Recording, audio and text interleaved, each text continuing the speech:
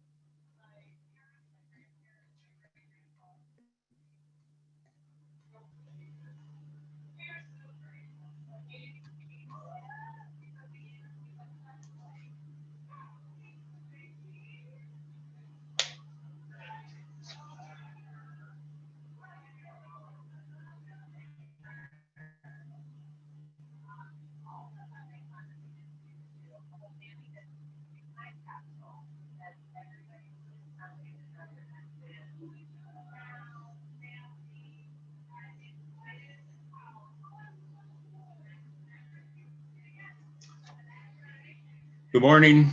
Morning to all the commissioners, and good morning to all of those watching out in the ether.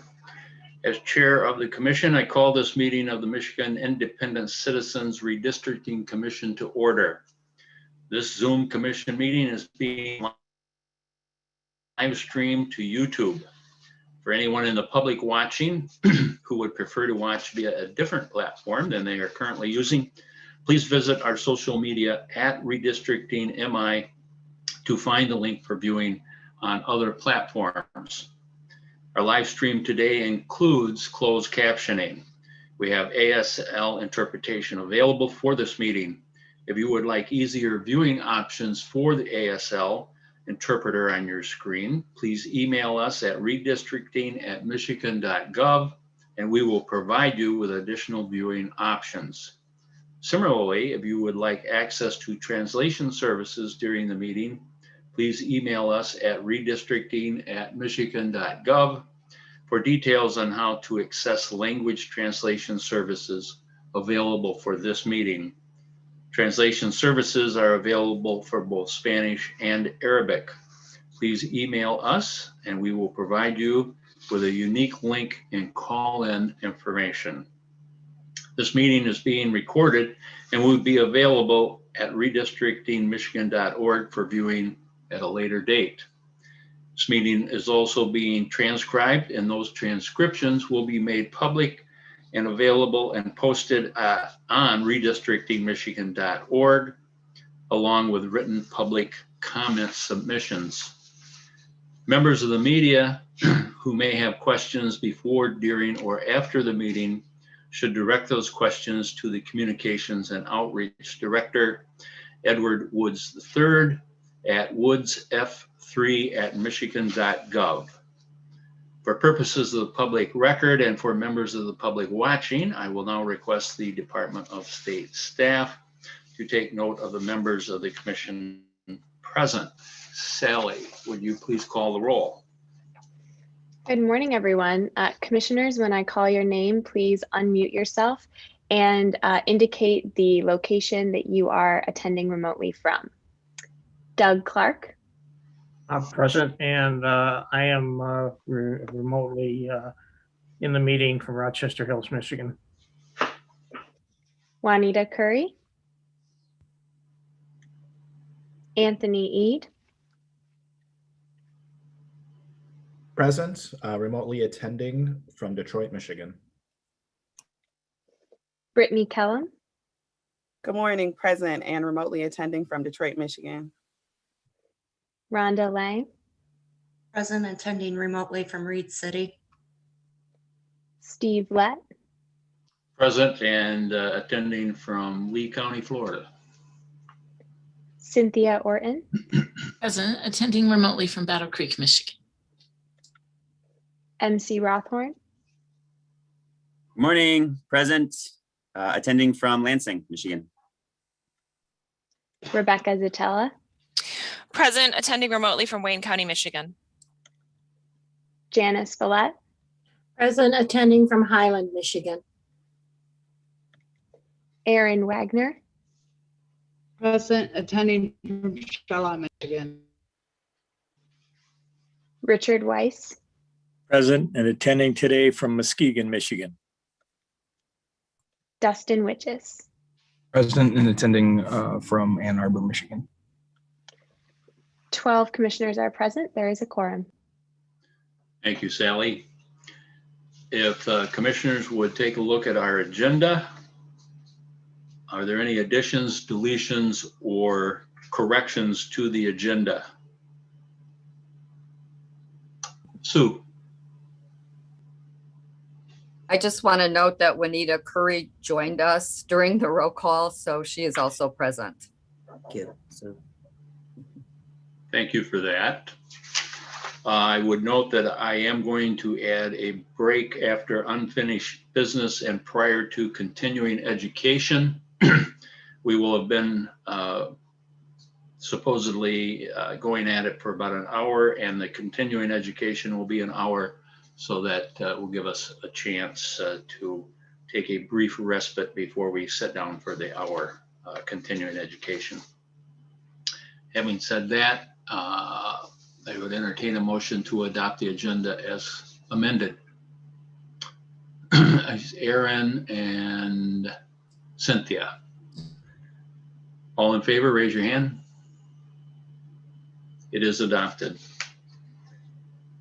Next would be a review of the minutes from the March 11, 2021 meeting. Are there any corrections, additions, or deletions from those minutes? Hearing none, I would entertain a motion to approve the minutes as presented. So moved. Cynthia and Aaron second. All in favor, raise your hand. All opposed, the same sign. They are approved. All right, next we have public comment, and it's my understanding we have one person for public comment. Is that still accurate, Sally? Yes. For those of you who have not joined us previously, I have a few comments on how we conduct our public comment portion of these virtual meetings. Because this is a virtual meeting, members of the public have to sign up in advance in order to address the commission. If you sign up, you will have 2 minutes to speak to us. For each member of the public who will be addressing the commission, the Department of State staff will unmute you, and you who will be speaking for a period not to exceed 2 minutes. Members of the public who have signed up to speak will be called on in the order in which they signed up. Please remember that once you are called on to speak, you will have no more than 2 minutes to complete your remarks. Public comment sign-up links are posted on Redistricting Michigan social media pages on Facebook and Twitter at RedistrictingMI. And you can email us at our office at redistricting@michigan.gov. If you would like to submit your thoughts or comments to the commission, you may do so by email at redistricting@michigan.gov, and they will be provided to the commission. Sally, would you go ahead and facilitate our public comment, please? Thank you. Thank you, Mr. Chair. Individuals who have signed up and indicated they would like to provide live public commentary to the commission will now be allowed to do so. Just a couple of notes of what's going to happen next for our public comment participant. After I call your name, your screen will change and you will rejoin the meeting as a presenter. Then you will need to turn your sound and video on before you make live public comments. I will be timing, and you will have 2 minutes. A timer will go off, and I will let you know if your time has elapsed. So first in line to provide public comment this morning is Tamara Grice. Please allow a moment for our staff to unmute you. Oh, it looks like Tamara might be having issues staying on the meeting. Let's give it a minute here.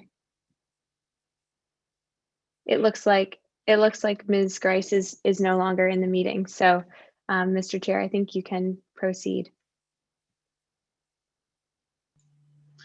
Thank you. If Tamara is listening,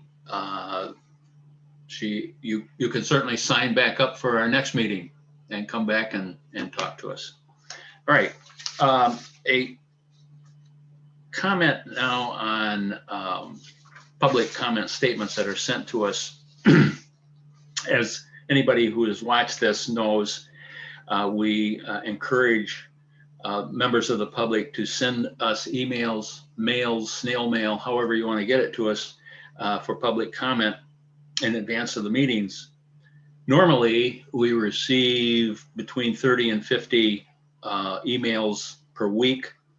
This week, we have received over 500, which is a 10-fold increase. We are in the process of obtaining a public comment tool, which allows us to better handle and review the public comments.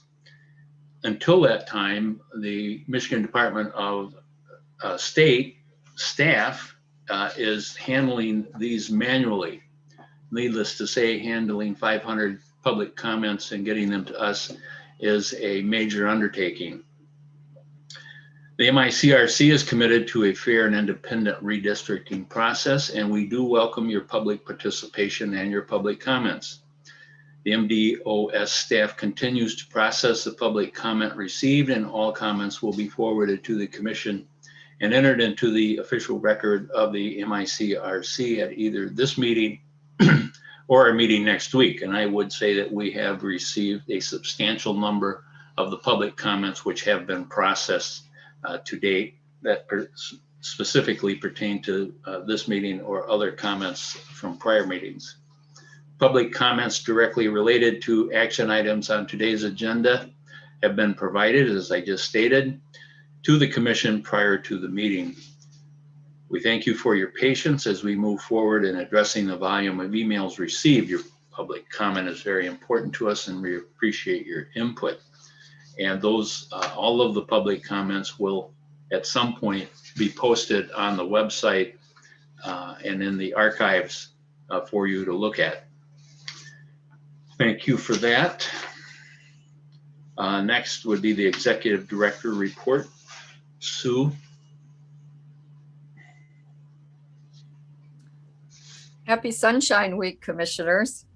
Thank you for your continuing service. And as part of Sunshine Week, Edward has prepared a resolution for your approval that reaffirms the MICRC commitment to conducting its business with transparency and open meetings. Proposals for the VRA Legal Counsel were due yesterday, and I'm very happy to report that we did receive 7 proposals. So staff will be conducting the initial review over the next few days and then provide the rankings and the rationale for the committee by the 26th of March in advance of their meeting on the 30th.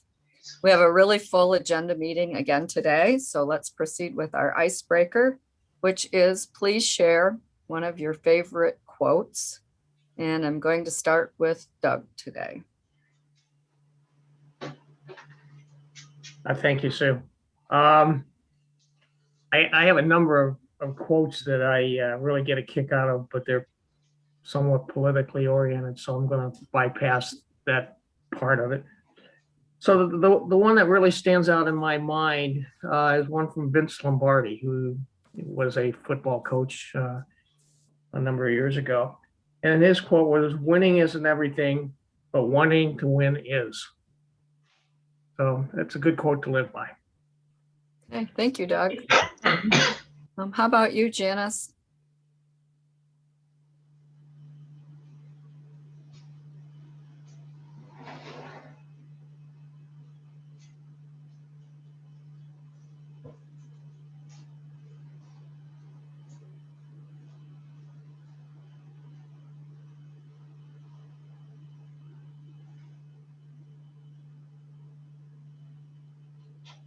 Sorry, I just said the whole thing without being unmuted.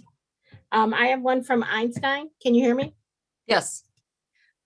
Two things are infinite, the universe and human stupidity.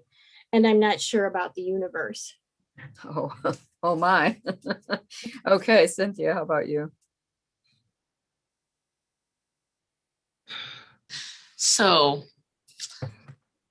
I didn't read this beforehand, so I didn't, have any of mine looked up. So the one that I have memorized that I really like is the only real control in life is self-control. That's very true. How about you, Erin? I like try to be a rainbow in someone else's cloud. Very nice. Steve? Actually, I have a couple.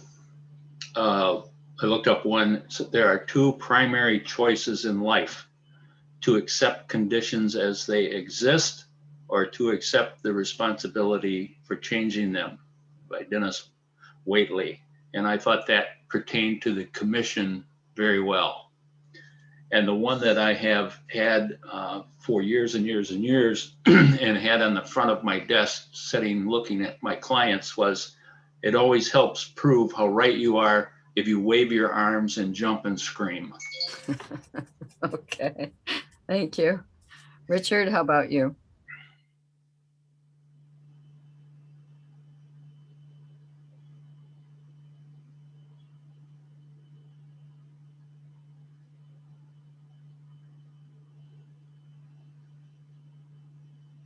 Sorry about that. I'm not sure who said it, but it ain't over till it's over. That's true. That's true. MC, what would you like to share?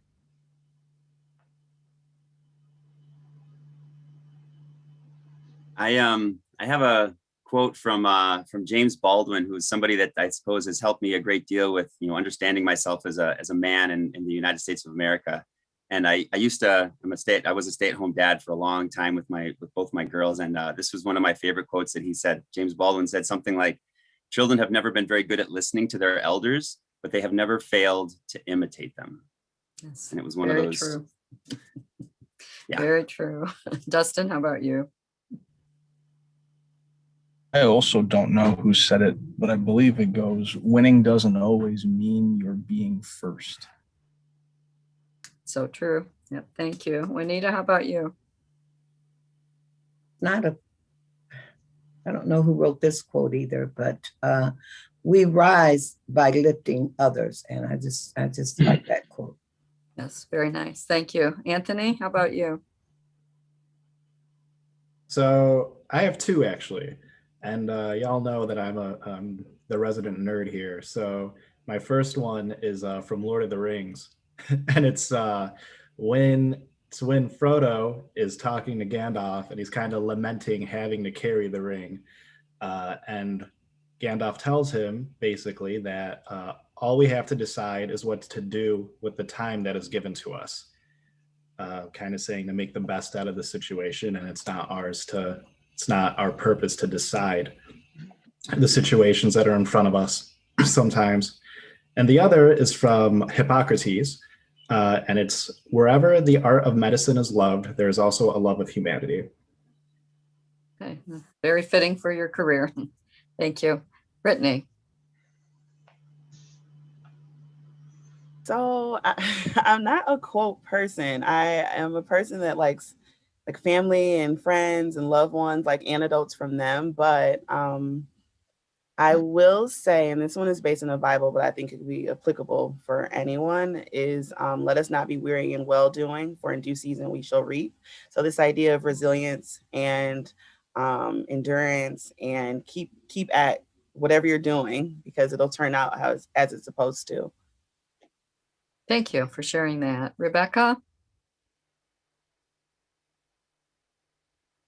Yeah, mine is actually pretty easy because I have it actually engraved on a wooden plaque in my kitchen.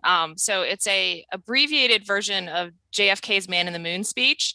And it's just shortened a little bit to make it more clear. But it basically is, we choose to do things not because they are easy, but because they are hard. And it's sort of our family motto. And the funny thing is, now that my kids are older, whenever we're doing something that's hard and I'm frustrated, they'll look at me and they'll be like, Mom, we choose to do things not because they are easy, but because they are hard. So that's definitely my favorite. All right, thank you for sharing that. Julianne, how about you? Thank you. Good morning to everybody. I would like to quote Atticus. We're going to take it way back. That a happy soul is the best shield for a cruel world. Okay, thank you. And Edward? Thank you, Sue. Dr. Martin Luther King Jr. states, the ultimate measure of a man is not where he stands in comfort and convenience, but where he stands in challenge and controversy. And then from a communications perspective, you can have the right message, but be the wrong messenger. Okay, thank you very much. So true. And the one that I've had in my office for a very long time is when the day is over and you have done your best, wait the results in peace. So from somebody who's a perfectionist and always wants things right, that's a good reminder for me that if I've done my best every day, that, you know, the results will come. So it's reassurance to me. So thank you everybody for sharing, giving us those insights into yourselves. And back to you, Steve. Thank you, Sue. All right, Michigan Department of State. Sally, do we have anything from our wonderful leader at the Secretary of State's office? Hi again, commissioners. So we are in the final stages of procuring the public comment tool that we've been talking with you all about. I'm hoping to be able to sort of give you more specifics in the weeks ahead, but certainly on track to have that in place before your public hearings, which has, you know, been our goal all along. So, so hopefully we'll have more robust updates in the weeks ahead, but just know that we continue to work on that. We're in the final stages. We missed the updates on the computers, by the way. You know what? I don't. I'm so glad you all have them now.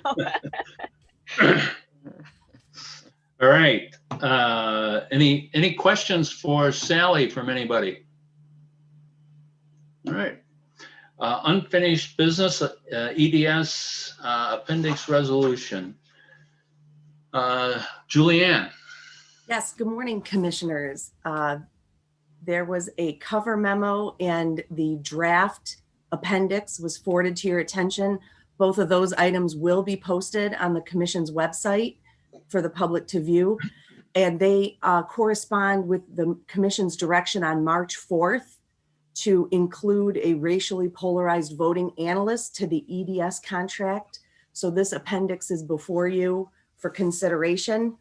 The cover memo is brief, but it walks through where the various provisions were taken. What I did was, since the commission had adopted the racially polarized voting language for the VRA Council RFP, the original one, not the one that is currently live, I extracted that racially polarized voting language from there and inserted it into the draft appendix. I expanded and restated compliance and ethical standard language. And I also lifted out the disclosures from the vendor worksheet and placed those in the appendix. That will be the place that there is a difference in language that I would like to highlight for the commission. And that would be to exempt from disclosure the commercial sale of the Citygate software. So if someone's just buying the software to use, that wouldn't, and there's no relationship to conduct redistricting services, kind of like buying MS Office, you know, off the shelf. So that would be the distinction that I would like to highlight. And I'm open for questions or concerns. And Sue, I believe, circulated the corresponding resolution for the appendix. And I also would like to know that the appendix will be incorporated into the contract that the commission conditionally approved.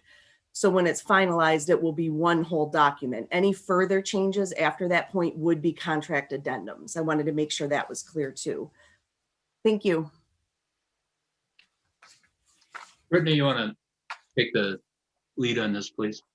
Sure. Doug, excuse me. Yeah, Julianne, I realize I think you've had conversation with EDS as you've written this language. Given these changes, are they on board to move forward with the purchase order, from your opinion? So Doug, actually, I did not have conversations with EDS before I wrote the language. I listened to what the commission's discussion was at the March 4th meeting, and I took direction from that conversation. So I prepared the draft. I had had no contact with EDS until yesterday afternoon, where your staff, MDOS staff, and procurement staff from MDOS met with the vendor to go over, and they did not raise any objections with the language as stated. Again, with that clarification to exempt the commercial sale of that software. That was the request. Okay, thank you.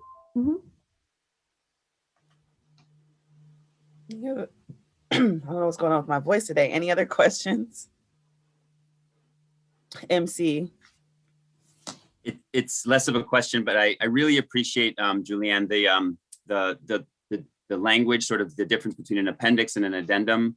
And I was just recognizing how much, RFP, I guess I'm thinking about the acronyms, and I'm recognizing that I think as we try to understand as commissioners, or I'll speak for myself, as I try to understand this, I would appreciate an appendix, and we may have this on our website, but something that allows the people who are listening to us also to understand this alphabet soup that we're going to be going through a lot, RPV, et cetera, and EDS. Yeah, so it's just recognizing that the way you laid it out helped me a great deal. And I'm imagining, as a person watching this and trying to understand it as we get into the, how this was built, just wanting some sort of glossary or some sort of, tracking the changes, if you will, with regard to the abbreviations. I feel like we may have that. I'm just recognizing that it might be important as we move forward to keep track of it somehow on our website for our education purposes. So thank you. That's a great suggestion, MC. And I try to do that in the memorandums that I submit to the commission, but certainly a separate a document with a dictionary, for lack of a better word, like you had in the orientation materials that were provided to you, was very helpful in associating the meanings with those terms, because they're terms of art. And I will also say the racially polarized voting and the racial block voting, rather than get into the nuances there, we just put both in. So that was how we solved that issue.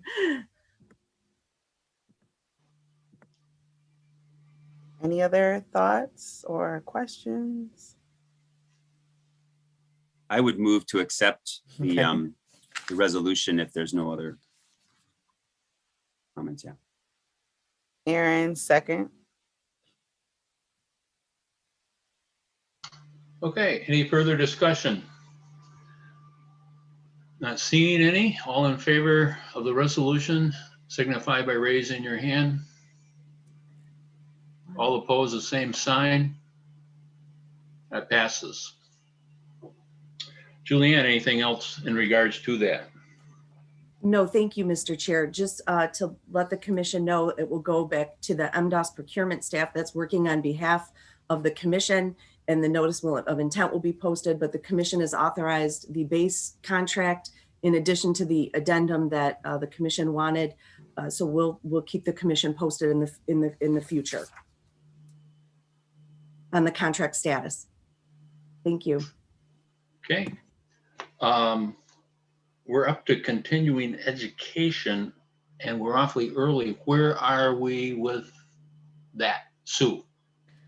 Steve, you can go right down to the unfinished business. It's continued in number 8 down below the continuing education, and let's see how far we can get. Okay. That was what I was going to do. Good. Logo colors, resolution 2021.02.15. Director Woods.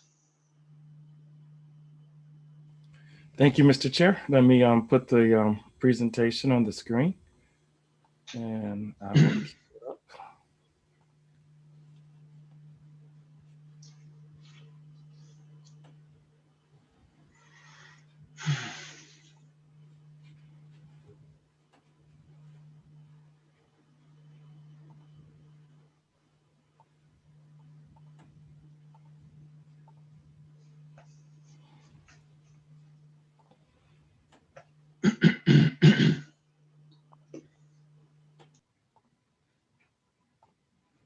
Okay, is everyone able to see it? Can you nod your head? All right, great, thank you. At our last meeting, we had a consensus design, not on the colors, but we made a decision that we like the design right here, but not the colors. And you asked us to go back to the drawing board and change the colors. And we have two options to provide you with regards to colors. This is the first one. It's a cobalt, which is a purplish blue, and it retained the orange. And then the second one that we have, and we can go back and forth, is the blue, and we changed the orange to red. It's the same blue, but we changed the orange to red. So this is the two logos that we have for discussion for today. Once again, it's the same orange, and the blue was changed to a cobalt, which is a purplish, a deep purple.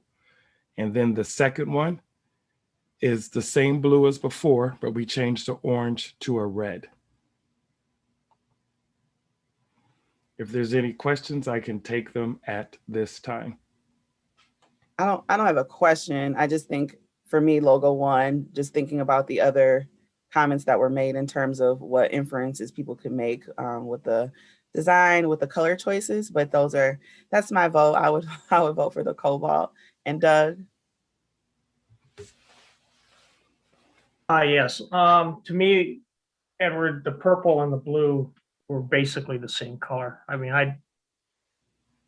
we all see colors differently. So they seem, to me, they both seem blue, but I still don't like, in my opinion, the state being blue. I think we should eliminate the blue out of the logo at all. So and eliminate the red as well. I mean, they both give a connotation that I don't think we want to give. So, I want to voice my opinion on that. I yield back. Rebecca? Is it possible to see them side by side? I Sure, don't know if you have a slide with both of them on there. I can do that. Just give me a second. That's my only comment, so feel free to go on to someone else. Any other thought? Cynthia, yes. Yeah, I agree with Doug. I think it's still, to me, it depends on what screen you're looking at, I suppose, and all kinds of different things, but it still comes across blue. And I think just coming off of the year we have, I think we should stay away from red and blue, unless we're going to do flag or something. But I just think there's lots of other colors with, that could, green, whatever. Just think it would be better. MC, and then thank you, Cynthia. MC, and then Doug. Edward, I believe that the reason that you're trying to give us some blue is because of the color association it has with let's say the subconscious or whatever marketing research you have. Is that accurate? And that's accurate as well, but based on the concern last week, I asked them for a cobalt, and what I'm frustrated about, just so you guys know, is I'm looking at it on a 4K monitor, and I know the screens aren't the same with the state computers. And I can assure you, I did not keep the same blue. It is a true cobalt, but we've had this frustration, the whole week because everyone can't see the same resolution. And so, that's what I was gonna offer, that I feel like because I'm gonna just echo what other people have said. I feel like purple and let's say a purple that can be like, so the purple that is on our current redistricting logo that's on the Secretary of State's website, that purple, I think does signify, I think there's something more that's even, I guess it seems to be deeper, right? A deeper significance even than whatever the historical marketing research might say about blue as trust or whatever. I feel like purple, and that color purple, resonates a lot with building bridge between blue and red and the significance of those colors. And it just feels like it's important to maybe, I guess I'm thinking about that purple is a color that feels like it could work. And I couldn't tell the difference between the orange and the red, frankly, either. So whatever that that's my comment. Thank you, MC. Doug. Yeah, Edward, I had mailed you over a suggestion. Were you able to get that mocked up? The vote, Doug, was Commissioner Clark, was to keep the design, but change the colors. So I was trying to honor the vote of the commission. Okay. Just for everybody's knowledge, the suggestion was to take, because there's a controversy between red and blue, take the UP and make it blue and put little white stars on it and make the Lower Peninsula red, red and white stripes like a flag, you know. So that's the suggestion I had sent over to Edward. I yield. Thank you, Doug. Steve. I do have, I do have the side by side whenever you want me to display it. Go ahead.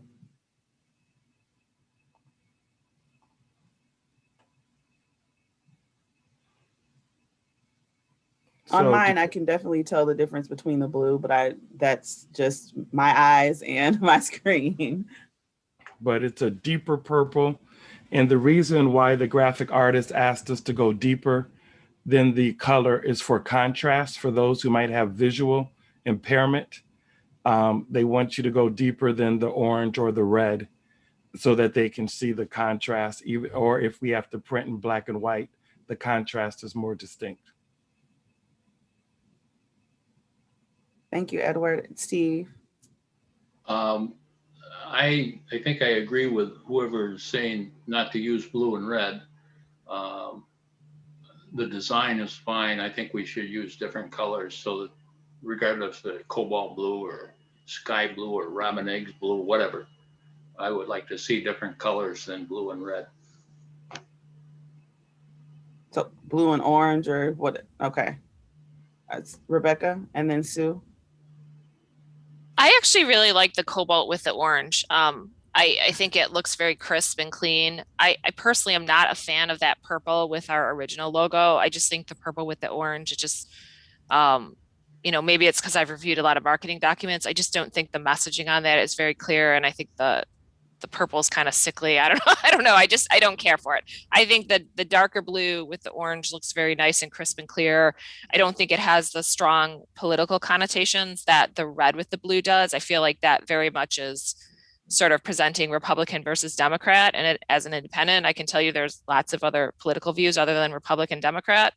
So I definitely don't like the red with the blue, but I just don't know what you would change that cobalt and orange to come up with a better logo that would still look good and still from a print perspective be visible and, you know, have strong color messaging because if you change it to purple, I think that's sort of an odd choice. If you change it to green with the orange, I think that those colors just aren't complementary. So I like the cobalt with the orange. I would have to again agree unless we did something. I'm not definitely a fan of black and white unless we switch to something that was monochromatic, so like a darker shade and a lighter shade but of the same color family. But this is like a color there's so many, there's a trillion colors. Go on and on with this. Poor Edward. Doug. Yeah, yeah, poor Edward. We're giving you a hard time on all this. And yeah, I'm going to throw a wrench in all this. I mean, personally, I like what we were using better than what we've got. And I know we did a vote last meeting, but the logo we have been using on the stationery is one I always liked. So I would like some comments on whether we should revisit that vote and take another look at the logo we were using. Okay, thank you. I personally did not enjoy the purple and orange, but that's just me. Rhonda. I don't like either color. I'm just going to be honest. I'm going to say that quick. I think we need different colors. And going to Doug's, I honestly liked the original logo too. We had been using it for a while. It's what people were used to with seeing our letterhead and such. I guess I really don't care one way or another particularly, but if it comes down to this one in colors, I do think we need different colors. Thank you, Rhonda.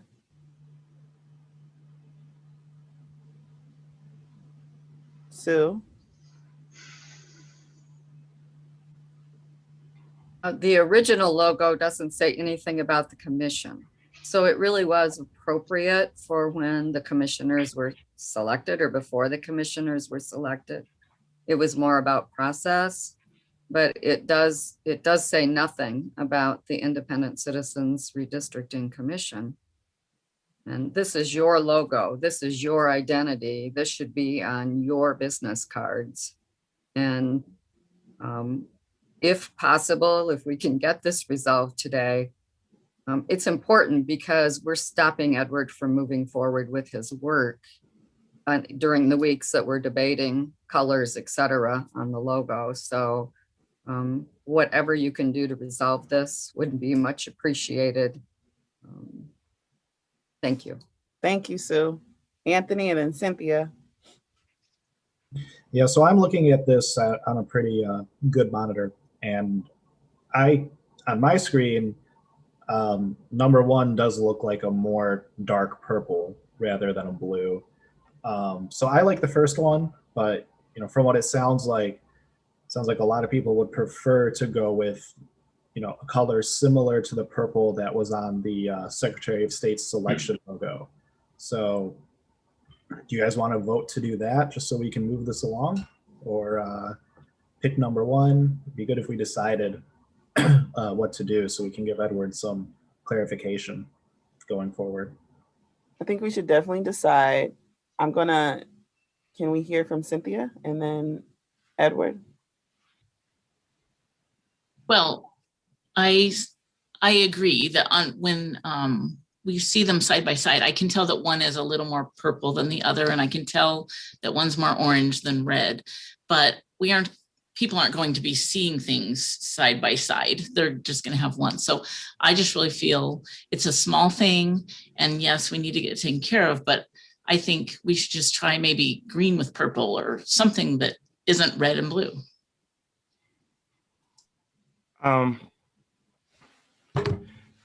Thank you. One other thing, I just wanted to make sure that you know it is a purple. I just wanted to really clarify it. It's not a blue. It's a true purple. If you like, I can show you the green so that you understand why we didn't present it. The other thing that we need to understand to be ADA compliant and for the visually impaired, the darker the color, the better the contrast. And so, we put that through there. And so that's the reason why the existing color is not the best choice, because it doesn't provide the contrast. Now, for the other slide, you mentioned green, Commissioner Orton. Let me pull that one down for you so that you can see why we did not recommend that to you today and I'll show you why in just a second in terms of how it looks. So let me see if I can. Edward, are you fine with me taking Dustin's question as you're pulling the color? Please, thank you, Okay. Commissioner. Dustin. Okay. I don't want anyone to take this the wrong way. I honestly cannot believe that we are debating about colors today. In all seriousness, if you look at our flag colors are red, white, and blue. It's not purple and blue. It's not orange. It's not nothing. If you look at the color on like the top part of the flag anyway, there's more blue than basically any other color there anyway. Like this in my opinion is kind of ridiculous that this is something that we're going back and forth on. Like, and then the contrast is fine. Like, I mean, it's a thing of Michigan blue color or dark purplish color, and a pen that's an off red or slightly orange color. I see, but this is just something that we don't really need to be wasting our time on, in my opinion. And that, I'm sorry if that sounds harsh or rash, but I do agree that this is holding up Edward from doing his job, and we're just putting way too much time into something that we do not really need to be doing. Dustin, I think that is fair. I was having some of the same thoughts, to be honest. I think we spend a lot of time deliberating on small things. I understand the intention behind it, but again, I think it's a clear dark color and a clear orange. But again, that's my vision. Rebecca and Richard. I think Richard might have been first. Richard, do you want to go first? Okay. All right. I was just actually going to say, why don't I just move to take a vote on logo 1 and see if we have the support to push it through. That's the one that's the cobalt and the orange. Thank you, Rebecca. Richard? I guess I would have to agree with Dustin too. I don't want to be rude on it, but I think we're spending way too much time on this. I do like Doug's idea about maybe the stars and the stripes deal, and that kind of covers everything. And I don't see where that would be such a bad idea, but I do believe Mr. Woods has a point about contrast. So maybe they can come up with something quick on that. Thank you. You're welcome. I think honestly, the flag might be more contentious. Mm-hmm. And if we're arguing about red and blue, then you're going to drape a flag over Michigan. That seems odd to me. But again, it's what we vote on. I second Rebecca's motion. Thank you, All Dustin. right. Is there any further discussion? Okay, hearing none, the motion is to vote on acceptance of the cobalt blue and the orange. Is everybody purple? It's purple. Purple. Yeah. I want to make sure it's clear. Excuse me. Purple. Purple. The motion is not the blue, the purple, and the orange. All in favor, raise your hand. 1, 2, 3, 4, 5, 6, 7, 8. I see 8. All opposed, same sign. 1, 2, 3, 3, 4, 4. 8 to 4. I believe that passes. Okay. All right. Then I have a couple announcements, Mr. Chair, if I can just make them at this time. Certainly. Just want to remind you, when you get your press calls, to please refer them to me so we can work with the messaging and do that. I also want you to know that we'll be sending you calendar appointments. I know we've been coordinating with you with the respective groups, but in the interim, just so you have something to hold on your calendar, look for something from the outreach calendar. That will go ahead and do that. I will update that starting today and tomorrow. So all the appointments that you have, whether it's at a city commission meeting, township meeting, or a speaking engagement, you'll have a hold from the outreach calendar. So that is not my calendar, but it's an outreach calendar that we're using for communications and outreach, just so that you have it. And my colleagues, Sue and Julianne, also have access to that as well. And so you could just see that, but it's trying to make it more efficient, because we are getting a lot of requests. I mean, I just want to share that with you, and we're trying to stay on top of it, but we're getting a lot of requests, and it's going to pick up. We've already started getting our proposals in for our public hearings and booking those sites. I've reached out to some of you, but I appreciate those that gotten back with me. I need to know your availability. We had a meeting yesterday with our statewide affiliations with regards to doing town hall forums while we're out on the road. I know some of you have work commitments and will not be able to be there the whole time. You might come in for the public hearing and come out. That's fine. But I need to know my availability, because sometimes we have more requests than we have bodies. And that has proven itself on Monday nights when we have commission meetings. I should say when they have commission meetings. Sometimes we don't have enough bodies to cover, especially if they're all at 7 o'clock. So it presents itself as a real challenge. I know your schedules are busy, and I want to acknowledge that.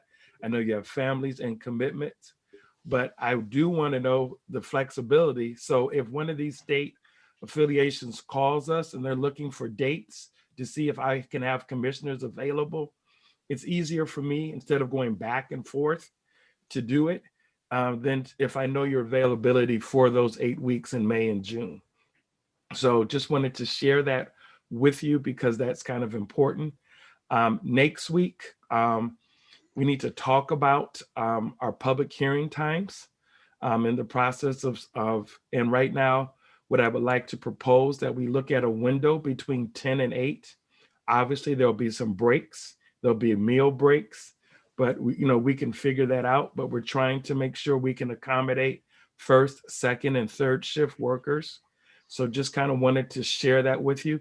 I'll be calling each of you over the next week just so I can finalize a schedule, because I just want you to know this is, we also need to know if you're going about hotels. I mean, this is not something that we could just do at the last minute. This is something with regards to meals. If you're bringing someone with you, that's fine. That's fine. If you're bringing your spouse or significant other, so that we can count the meals that we need to plan, knowing that we have a state per diem contract, knowing that we have the state lodging. Sometimes you might want to stay at home. Sometimes you might want to stay, in the hotel. We need that information. And so if you could just take a look at your schedules, think about it over the weekend, and I'll start calling you on Monday. But I mean, I need this to plan. It doesn't mean that you can't change your mind or anything along those lines, but just give me a starting point, because people are making requests for individual commissioners, or they're saying, who do you have available? And I just need to know what my flexibility is so that we can make this trip as smooth as possible. Because as you know, the devil is in the details, and it's the little things that create frustrations, and we're trying to avoid those early. So if there's any questions, I can take them at this time.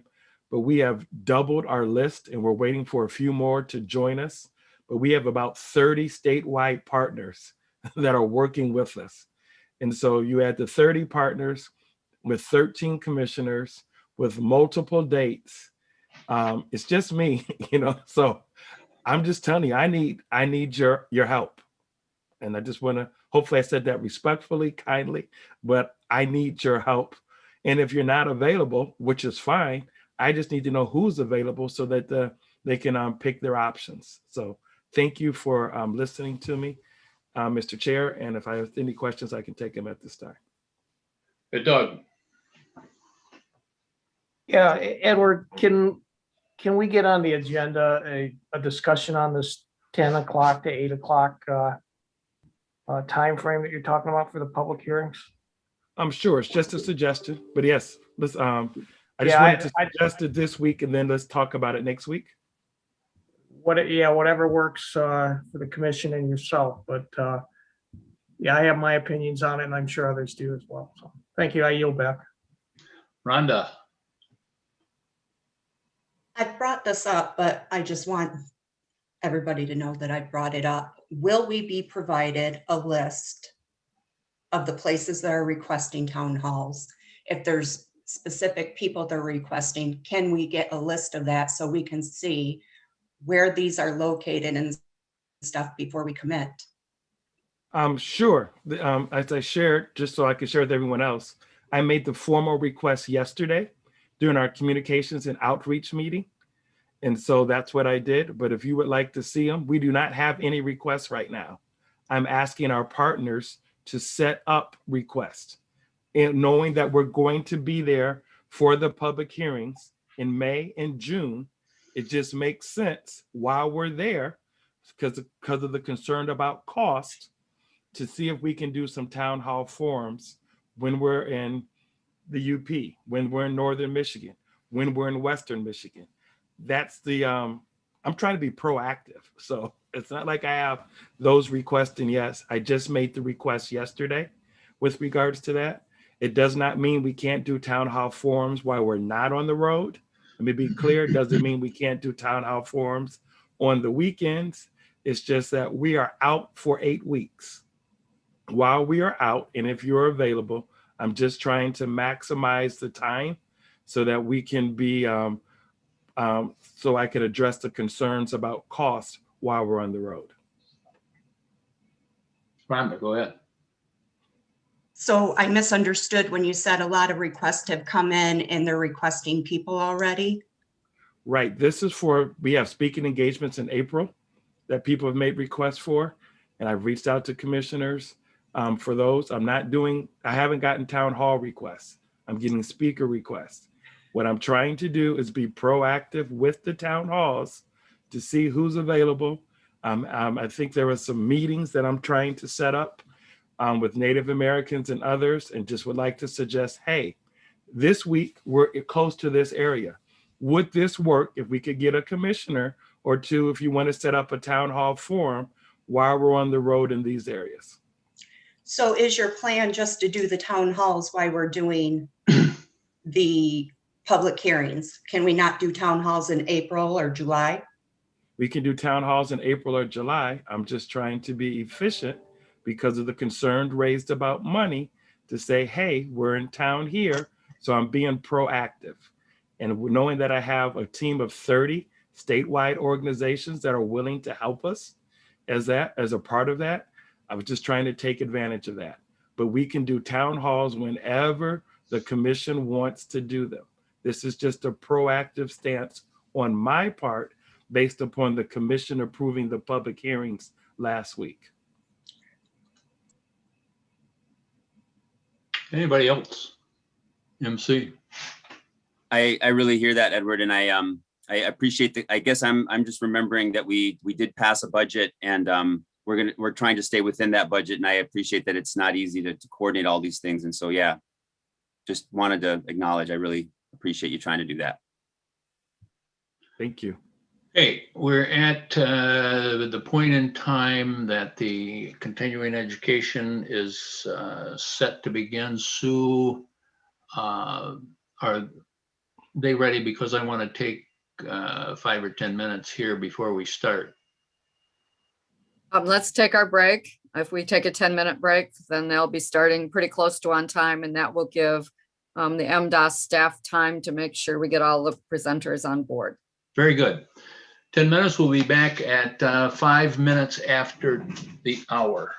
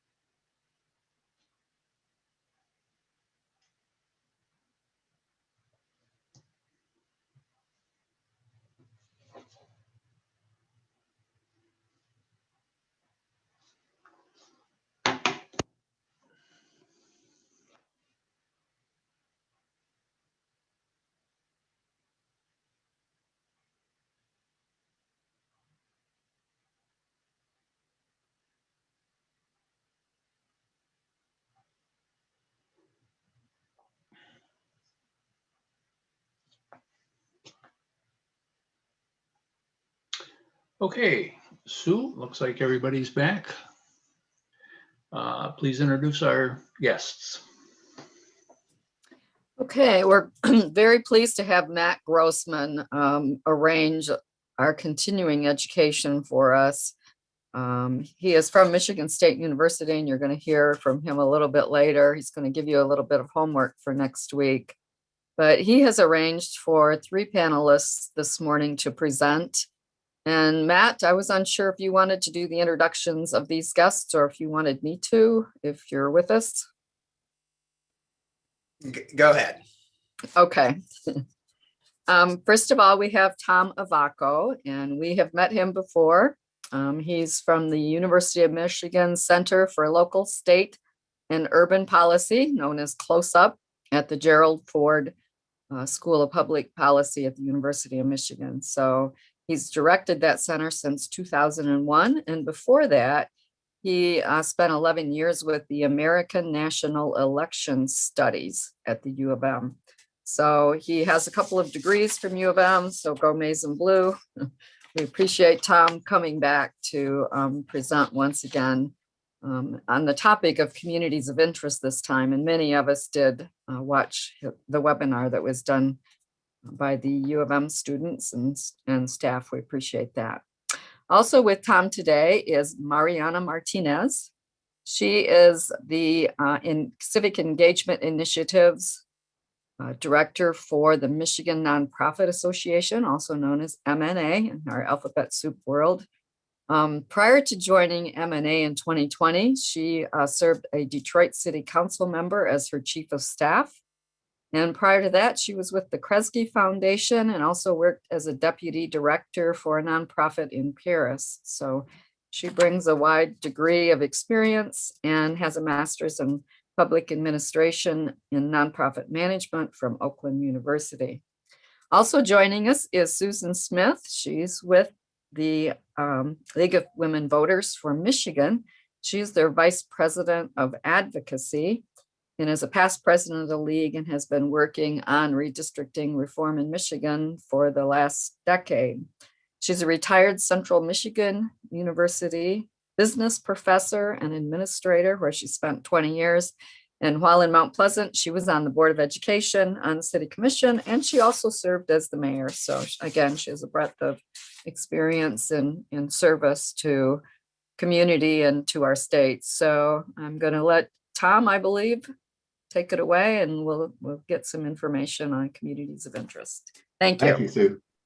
Hello, commissioners. It's great to be back with you again. And thanks very much for this chance to discuss communities of interest, or COIs. Mariana and Sue and I will each speak for about 10 minutes or so, and then we'll leave about 20 to 30 minutes for Q&A as needed. So I'm going to start us off just briefly on what we've been doing at Close Up, and then also talk about some issues that we think the Commission should start to consider as you prepare for the public engagement phase of your work. So let me see if I can share my screen here.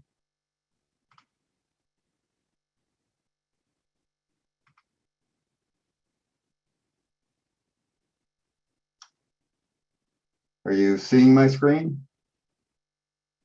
Okay, great. Okay, so at Close Up, we have done research and outreach related to communities of interest, starting with the project in 2019 and 2020, which produced our report to you last August. Among the key findings in that report was the deficit of knowledge across Michigan about our new approach to redistricting in general. This was highlighted by our local government survey, which had responses from over 70% of the Michigan communities. And we found that over 41% of their local leaders were unfamiliar with our new approach to redistricting. It's safe to assume there's even less understanding specifically about communities of interest, either as a concept or about their new role in redistricting in Michigan. Another key finding was that absent some kind of intervention, the commission would be most likely to hear from the usual players, which are large, well-funded organizations, the types of groups that have professional staffs, perhaps have lobbyists, and certainly have extensive experience influencing public policy.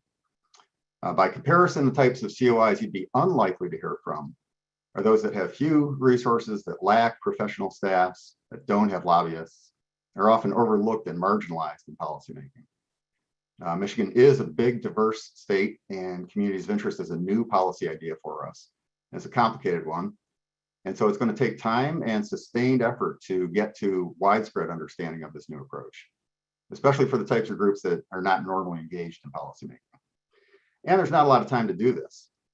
So that takes us to interventions, efforts to help spread that understanding. First, I want to say we're impressed with the outreach plans developed by Mr. Woods. They're broad, they're diverse, they are proactive, and we believe they'll be effective. Nonetheless, we think having even more groups helping to spread the word will be needed. Glad to see Mr. Woods' very collaborative approach. It's going to be very effective, especially given the tight timeline before public hearings start. Having as many groups spreading the word in their networks as possible will be helpful. So interventions. Our report last August also noted that there is no existing database of COIs in Michigan. So late last fall, we began to build one. Over 6 or 7 weeks, a team of students at Ford School constructed a database of over 1,200 potential COIs across a broad range of topics. As you can see here, they include religious groups, community resource groups such as community foundations, Kiwanis clubs, United Ways, and so on. Economic groups such as chambers of commerce, economic development organizations, business associations, and so on. As you can see, there are many more types of groups too, and we're sure this is just the tip of the iceberg, even while we're not at all sure that this is representative of the population of potential COIs across the state. For comparison, a report on California's experience in 2011 showed this breakdown of COIs that were mentioned in testimony and in written submissions to their commission. At any rate, after building the database, we then sent information to these groups about Michigan's new approach to redistricting, about the concept and the role of COIs in that new approach, and about the idea that these groups themselves may actually be COIs. We've heard back directly from about 30 to 40 of these groups so far, and we believe many more attended our late February webinar. And that brings us to the last slide about what we've been doing at Close Up, which is in addition to that targeted outreach to potential COIs, we've undertaken additional broader educational outreach efforts through events and webinars. Again, all designed to help spread awareness and bring more people and groups and communities across Michigan into this process. That February 25th webinar with Voters Not Politicians had about 1,000 people register, and the archived video has had almost 1,700 unique views so far. So from this, along with the growing volume of email feedback that you're receiving, we know there's a lot of interest about this across Michigan. Before I turn this over to Mariana and Sue, we wanted to provide some additional thoughts for the Commission to consider as you begin focusing on public engagement. And I should say there could be legal implications to some of these issues, so I'll leave that to the legal experts. But looking ahead, we'll start with your upcoming public hearings. First is the question, should speaking opportunities simply be on a first come, first served basis, it's not necessarily clear that that's how best to serve everyone's interests, or for ensuring that you get an accurate picture of interests across Michigan. Of course, everybody in Michigan has the right to submit their views for your consideration, but public hearings are not the only way to do that. So will the meetings continue until all have spoken, or will there be a hard end time? If the meetings do have hard limits, it's possible that not everyone who shows up to speak will have the opportunity, since some groups might try to pack the house. So we'd suggest that you consider structuring the public hearings in some way, perhaps into 3 broad groups, according to the priority rankings in the Constitution, which would be that communities of interest go first, then local governments, and finally unaffiliated individuals. And depending on how many people turn up at the public hearings, it might be desirable to put some kind of limits on the number of speakers for any one group, at least until all groups have had their chance to speak. Another potential issue for the testimony is its truthfulness. Now, hopefully everybody's going to be honest, and certainly most will be. But you've heard from the California commissioners who described someone testifying in their 2011 round in a pretty clearly disingenuous way. In their case, it seemed to be so obvious that commissioners were confident in simply identifying and dismissing such testimony. And perhaps a wait and see approach here could work fine too. Still, at our recent webinar, we had a question about whether groups might try to game the system here in Michigan. And we'd suggest it's worth at least some consideration by the commission heading into the hearings. So one possibility to encourage honest testimony would be to require those who submit testimony to acknowledge or pledge in some way that it is truthful to the best of their knowledge. However, some might be concerned about intimidating or scaring off people who don't normally engage in the policymaking process. And so another possibility might be simply to make it clear that you expect honest testimony, reserve the right to conduct due diligence follow-up, and could disregard testimony if you have significant concerns. And finally, an even more challenging issue that we suggest you start to consider now is how you may eventually deal with potentially competing COI interests, or simply an overwhelming number of COI submissions, if that turns out to be the case. California, of course, had very extensive public engagement. Signs here look like we will too. So suppose that hundreds of COIs end up submitting their interest to you, and that there's no way to satisfy all of them. How will the commission deal with that? One approach for now is, again, wait and see, cross that bridge if and when you come to it. But we suggest some consideration now would be worthwhile. And so one possible approach would be simple math, choosing maps that minimize the number of COIs that are split across district lines, or the number of people whose COIs are split, since some COIs will be bigger than other ones. But that approach in particular could have unintended consequences, and I don't think we would recommend that simplistic of a decision rule. For one thing, it assumes all COIs are equally important for redistricting. Perhaps that's the case, but perhaps not. And so another possibility is for the commission to weight some COIs as more important than others. Of course, this could get thorny, but the question would be whether all COIs should be considered equally important for the purposes of redistricting, or whether some might have greater need for protection than others. For instance, would you give extra weight to a COI based on environmental pollution, such as PFAS, poisoning their water sources, compared with other COIs whose interest may be on less dire issues? The PFAS example is an immediate and urgent need for effective representation, and a need that might well last consistently throughout the entire decade that the maps would be in place. By comparison, other types of COIs might have more intermittent need for effective representation, and for issues that may be less dire than toxic water pollution. Clearly, these would not be easy decisions for the commission. And so one last idea we wanted to put on your radar for now is the possibility that in some cases, at least, of fostering negotiations or discussions among COIs in areas that may be particularly challenging for you to map. Having COIs talk amongst themselves, perhaps with some commission-sponsored moderator or mediator, to see if they can find common ground on potential district designs that they would recommend to you, might be another option for particularly difficult situations. So of course, this is a lot to put on your plate. These are not easy issues. They won't be easy discussions. Commissioner Witches, I have an easy button too. I love this thing, but I think this probably won't be the place for it. Nonetheless, we think that these would be good topics for the commission to begin wrestling with in the coming weeks. And so with that, I will turn it over to Mariana Martinez from the Michigan Nonprofit Association to bring you up to speed on their activities. Thank you. Good morning, commissioners, and thank you so much for the opportunity to speak to you and to tell you about Michigan Nonprofit Association's Redistricting Initiative. I'm going to go ahead and share my screen, so bear with me. I'm usually faster at this. All right, let's see.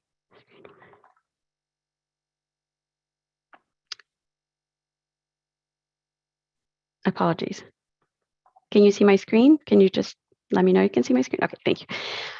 So good morning again. Thank you so much for the opportunity to tell you about our redistricting initiative. Oh, yep. Sorry to interrupt you. It looks like you're on the presenters view instead of the just got it. Thank you. Let me see.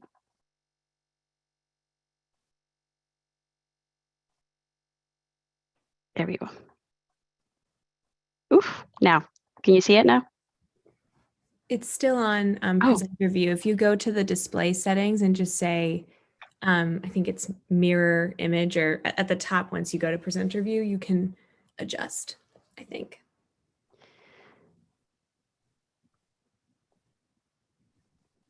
Okay, can you see it now? Great. Okay. This is not what you want to do right before what you want to happen before our presentation. So apologies for that. Yes. So again, my name is Mariana Martinez. I am the Director of Civic Engagement Initiatives at Michigan Nonprofit Association, M&A. To let you know a little bit about who we are, we're a nonprofit organization dedicated to serve nonprofits across the state. And we do this through advocacy, technology services, and civic engagement. And I'm here to tell you about our redistricting initiative. So before I get a little bit more into that, I wanted to give you background as to how we got started into this work. In 2017, we launched an ambitious campaign to mobilize nonprofits to help Michigan get a complete count in the 2020 census. This was a unique, nonpartisan, multiracial initiative that helped us, that was supported by private and public funding. Apologies. And M&A essentially got involved because historically, the census has missed disproportionate numbers of certain populations, such as people of color, immigrant communities, and low-income populations. This, as you know, has led to inequality in political power, government funding, and private sector investment for these communities. And so utilizing the same, at the very essence, utilizing the same infrastructure, M&A is now mobilizing nonprofits in the same way to transparently achieve fair and impartial maps for Michigan, specifically to promote racial equity so that communities of color have a voice and are not locked out of important decision-making that occurs at the local, state, and federal levels. So here you have a little bit of a high-level explanation about what our initiative is. We begin with fundraising, of course.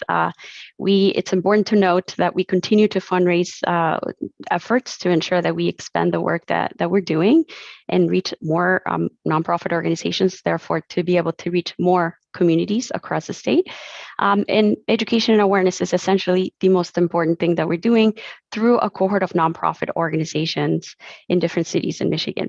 And we're also doing evaluation. We feel that's extremely important because it helps us learn from our best practices or for our civic engagement work in the future. And so for communities of interest, as you heard, or as you know, it could mean a lot of things, and you're going to hear hopefully from a lot of people. But for the purposes of our initiative, communities of interest mean three things. So we're reaching out to communities of color, immigrant communities, and low-income communities. So how are we doing this? We have a cohort of 20 nonprofit organizations. We are providing, and actually these 20 nonprofit organizations represent populations that are that include African American populations, the Latino and Hispanic communities, Arab American, Asian American and Pacific Islanders, Bangla community, the Caribbean, the African community, people with disabilities, and LGBTQ communities. So these nonprofits organizations represent these communities. Now, here's a map of where we are. It is important to note that during the RFP process for the mini grants that we're providing to these nonprofits, we received an overwhelming amount of interest from all over the state.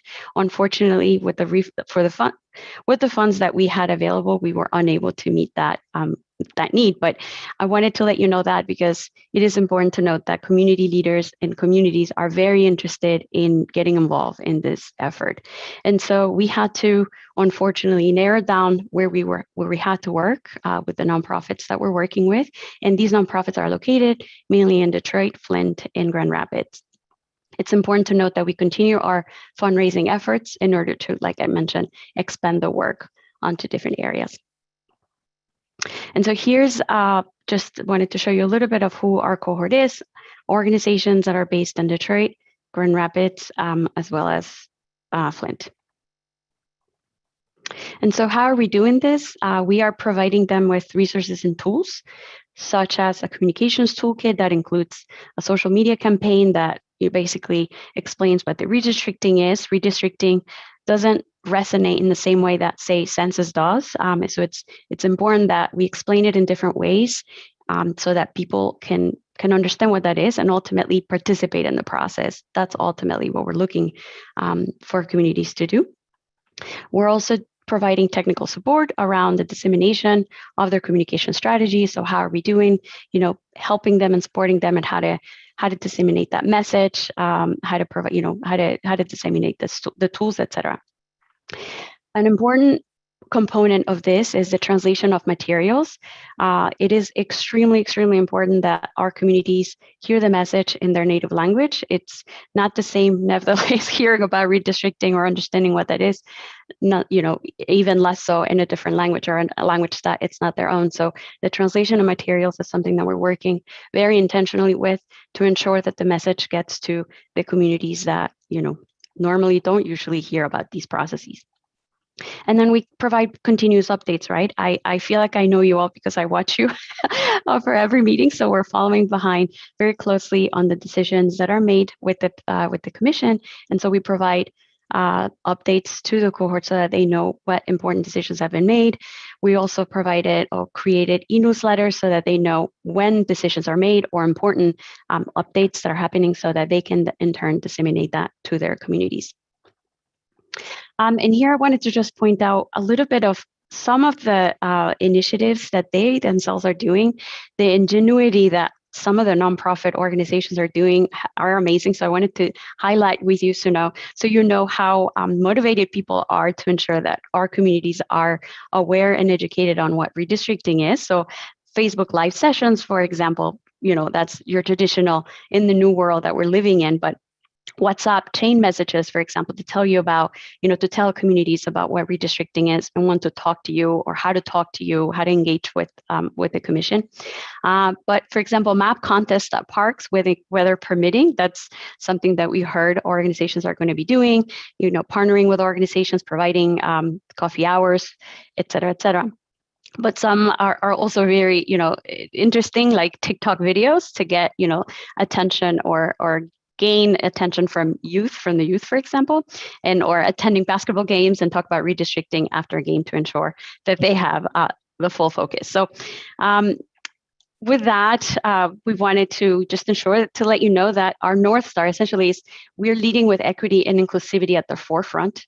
And the main goal of this initiative is to reach the populations that have been historically underrepresented and underserved, and to provide the necessary tools, like I mentioned, so that everyone participates in the redistricting process. So our North Star is essentially to let to arm the nonprofits so that they themselves provide that information to their communities and ultimately have communities participate in the process. With that, please visit our website. There's a lot of information there that we posted, as well as translated materials about what redistricting is, etc. So don't hesitate to go visit us. And yeah, I'm hoping that if you have any questions, there are a lot of things that we're hearing from the community that are important for the commission to take consideration or to consider. For example, language access. When providing the public hearings, language access is very, very important. I know that that's something you're looking into. But accessibility as well for people with disabilities. I know sometimes the 2-minute mark, it's important to take that to ensure that everybody's voice is heard. But with people with disabilities, some people may have speech impediments, and that may not be sufficient time, for example. And just ensuring that we're reaching the digitally divide communities, right? A lot of, with this new norm, we have limitations about being in a virtual world, but not everybody has that capacity or are tech savvy. So just ensuring that we're very intentional about reaching the digital divided communities, it's very important. But with that, I will pass it on to Sue, and hopefully at the end, if you have any questions, we'll be happy to answer those. Thank you.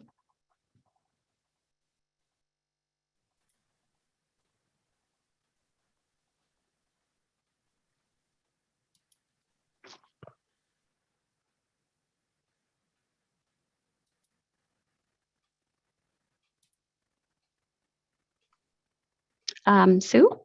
Good morning, commissioners. I'm having difficulty, and it says that the host is, okay, thank you. There we go. There's always challenges in this virtual world that we are living in. And I'm wondering if we could please start the video. Thank you so much. I'm Sue Smith. I'm Vice President for Advocacy of the League of Women Voters of Michigan. And I'm very pleased to have this opportunity to talk with you for a few minutes about our Communities of Interest project.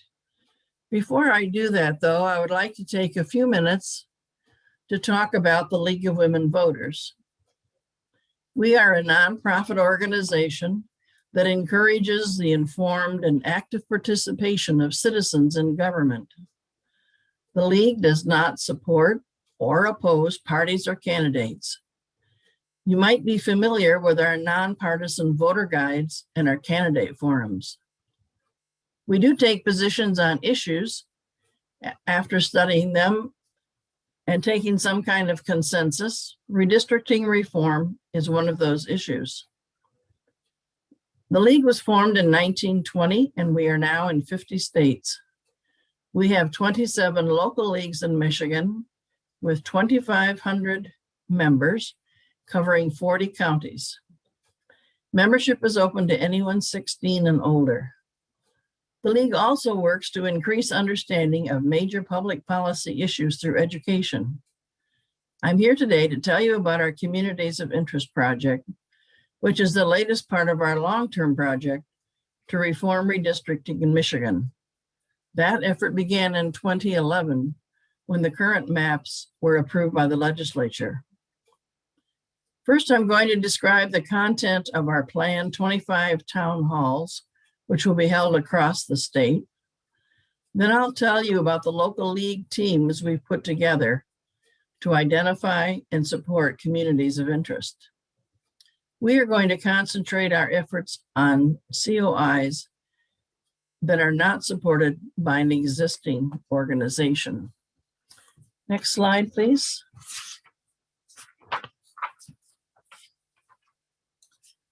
The League is taking a two-pronged approach to communities of interest.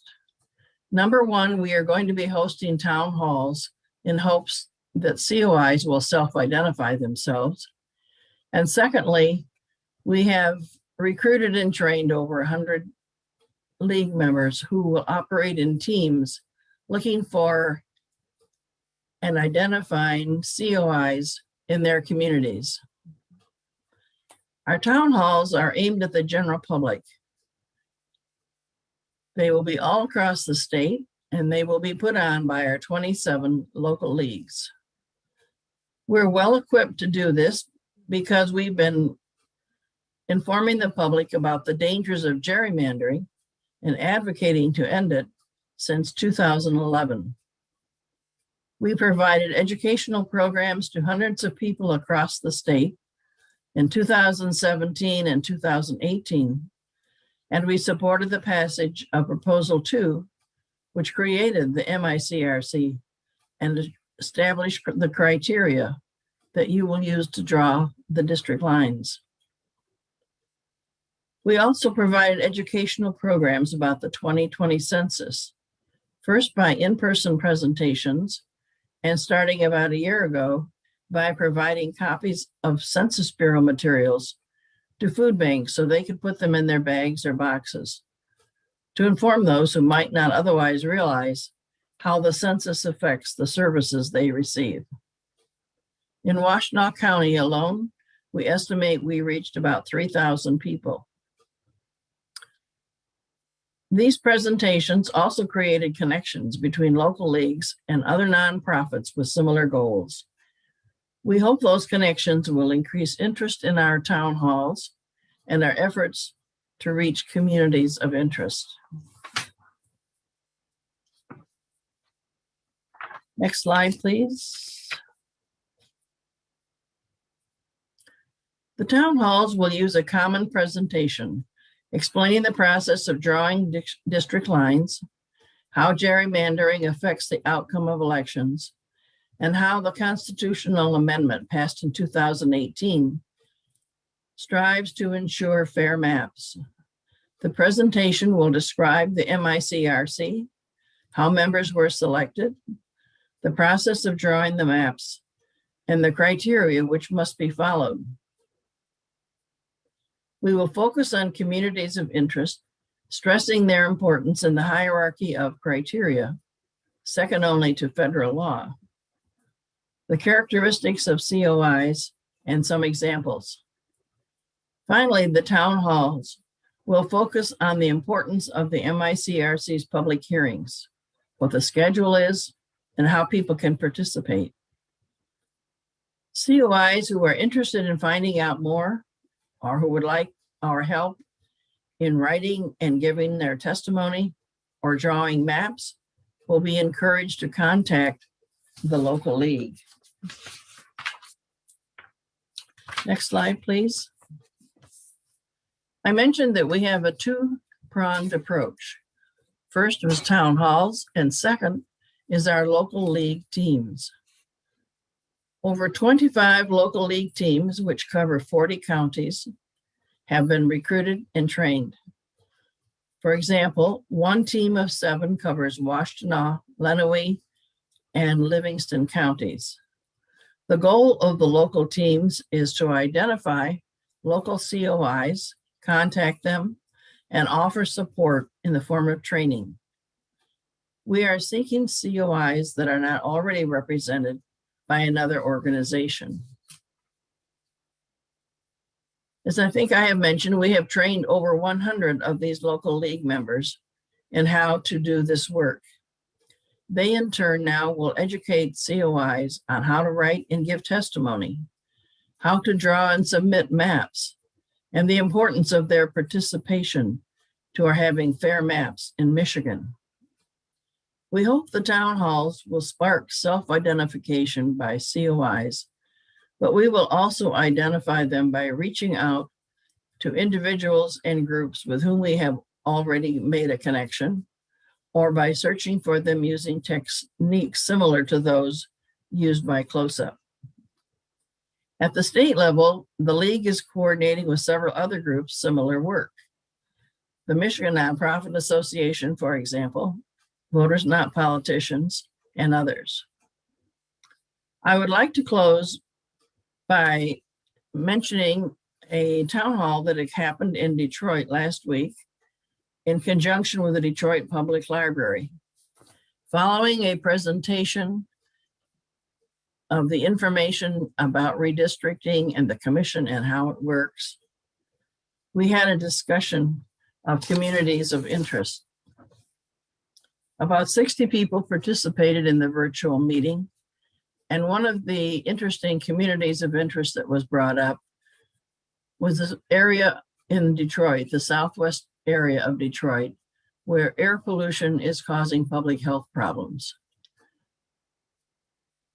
As you might know, that particular part of Detroit has very high levels of air pollution, with the result that many people, especially children, are experiencing high levels of asthma.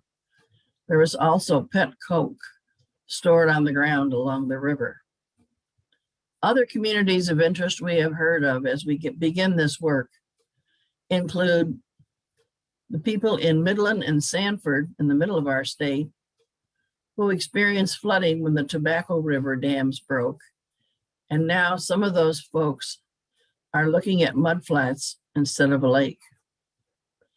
On the west side of the state, we find that there are groundwater issues. I know that Commissioner Lang raised the possibility of reaching out to the Chippewa tribe in the Upper Peninsula in the Sault Ste. Marie area.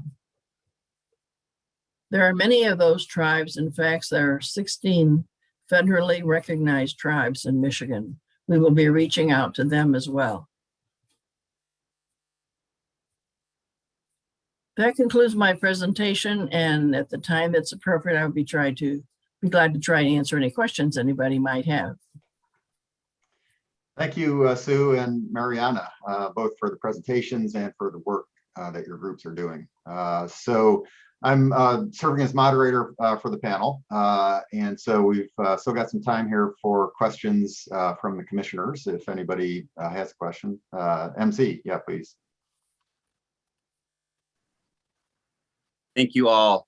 I know, and I'm guessing many of you are volunteering, or yeah. So I just appreciate that. Yeah, just with the work that you're doing, whether it's paid or volunteered, it's fantastic. And thank you. The question I have is, because we have, right, as we approach these public hearings, that, you know, League of Women Voters just talked about town halls. So I think the language matters, right? The idea that a public hearing is different than a town hall, and trying to help us understand the difference, right? And excuse me, when I say help us understand, I'm asking you if you have input from your constituents, from the people that you're reaching out to in terms of COIs. Do you get the feeling that there's a status difference? Is there any feedback that you have for us as you discuss town halls, or as you reach out? Like, are these public hearings sort of like, oh, we've got to be there, right? Because of whatever. And are there ways that we can address? I'm looking at the ways that we can use these public hearings and sort of level the playing field, because there's so many ways to give input. And it was, you know, I think, Tom, you suggested, right? There's, yeah, how do we structure the public hearing? So if we're going to have a live public hearing with all 13 of us, do you have any feedback? I guess is what I'm asking. Any thoughts on what your people are saying, what the people you're reaching out to are saying they want in these public hearings, or the town halls for that matter? Mariana, would you like to go first? I think among us, your group has been most directly in touch with the broadest number of COIs so far. Yes, thank you. And I like to point out that, you know, M&A, we're providing the resources as the nonprofits that are truly in the front lines, that, you know, all we're doing is lifting their, you know, voices. So from what we're hearing, yeah, it is important to differentiate. You're absolutely right. I think town hall is definitely a word that's used very commonly with now in this new virtual world. And organizations use it very frequently. So I don't think there's, and forgive me if I'm not understanding your question, but they're not confused. There's no confusion between what a town hall or when an organization is offering a town hall, because, and it's also in the flyers that in the, you know, social media campaigns that they use announcing the town hall, who's going to be in it, and public hearing, you know, so those two, I would say there's really no confusion. And then your second question, forgive me, was what's important? Is that how we could use our public hearings, or the stage right. time that we're offering these communities of interest? Yeah, absolutely. So I think it's about hearing, right? Ensuring who's at the table, ensuring that there's, you know, this is at the core of our democracy, is ensuring who's at the table and ensuring that we're hearing these communities. The louder voice in the room is not necessarily the voice that needs to be heard. All voices need to be heard. So I think when considering places, right, proportionate to population, et cetera, I know that was a big conversation. That's something to consider, but to give the space and to ensure that the two people that showed up to provide public comment representing a small community, their voice is just as valued as those who came in with 10 people, right? So I think ensuring that, who's at the table represents the communities where you are, and just give them the space. I think that's what they're looking for, the opportunity to get to be heard and to express what's important for their communities. If I could speak to that issue for a minute, I think that the purpose of the town halls is to educate the public about redistricting, about communities of interest, about the commission, and about the fact that people can participate. As has been noted earlier, it's surprising how many people in the state of Michigan don't know anything about this. So town halls are a very good way to educate the public at the local level in the community where people are already aware of the league and used to going to these town halls. The public hearings, I think, are the best opportunity for people to actually give their testimony as opposed to the town halls. Because from what we have heard from Mr. Woods, there are going to be stations where people can go and submit their written testimony and their maps. And I don't anticipate that kind of facility or opportunity will be available at town halls. So I think they are both important, but they serve different purposes. The approved list that was voted upon by the commission last week, the public hearings are located in such a way that I believe the people who want to make comments and submit testimony and their maps can do so. And it seems to me that that's probably the best way, since the Secretary of State has indicated there's going to be a tool that will help the commission to manage all of the testimony they're going to get. And I think everybody's beginning to get the idea that there needs to be some systematic way to collect that information so that it will be effective in communicating it to the commission and they can take consideration when actually drawing the maps. Does that answer your question, Dempsey? It does, thank you. And it's not a new question, but what I'm interested in is the complement. How do we use the public hearings and especially the town halls to complement each other, not compete? I want to and using these resources. And so as we the commission understand what you all are doing, what are some steps? That's what I'm thinking about. Again, that's not a different question, but I don't think I framed the question very well. So I just wanted to clarify. I'm looking at complementing, not competing, and clarity, frankly. So thank you. Well, I agree that that's very important. And I'm glad you made that distinction. As Mr. Woods pointed out earlier, he is meeting with the League of Women Voters and MNA and many other groups to coordinate the work that is being done. So we are having conversations about the best way for town halls to complement or supplement the public hearings. We definitely do not want to compete. We are trying to offer additional opportunities to communities to find out more about redistricting, the commission, communities of interest, and so forth. But what we are wanting to do is to encourage people to participate in the public hearings. Yes, and I would add a great complement to that, right? The town halls and as a complement to the public hearings, it's really an opportunity to expand, right? And it's not competing, but it really is an opportunity to see if the public hearings were not enough, or we're not reaching, as far as we wanted to. That's an extra opportunity to say, okay, we didn't hear from this community, or this community is important to ensure that we're there, or there was high demand to be present there. So I think that certainly complements and it helps and assists in ensuring you're hearing from communities of interest. Anthony. So as far as how informed the public is so far, what has been the consensus to this point?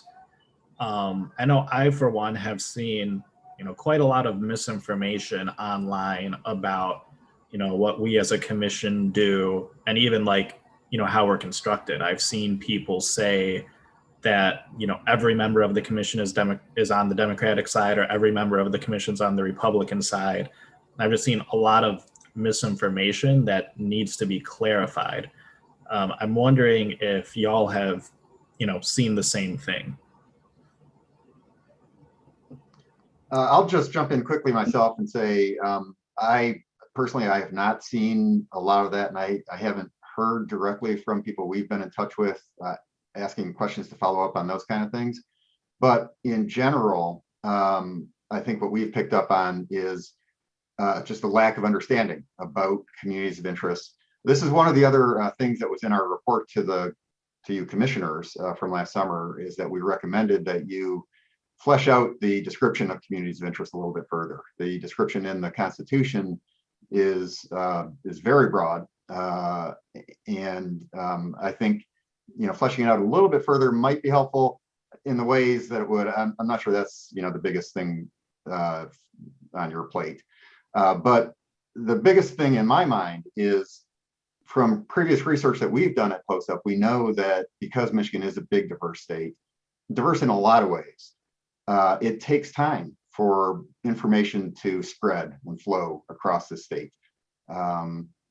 Flows at different rates for different kinds of communities.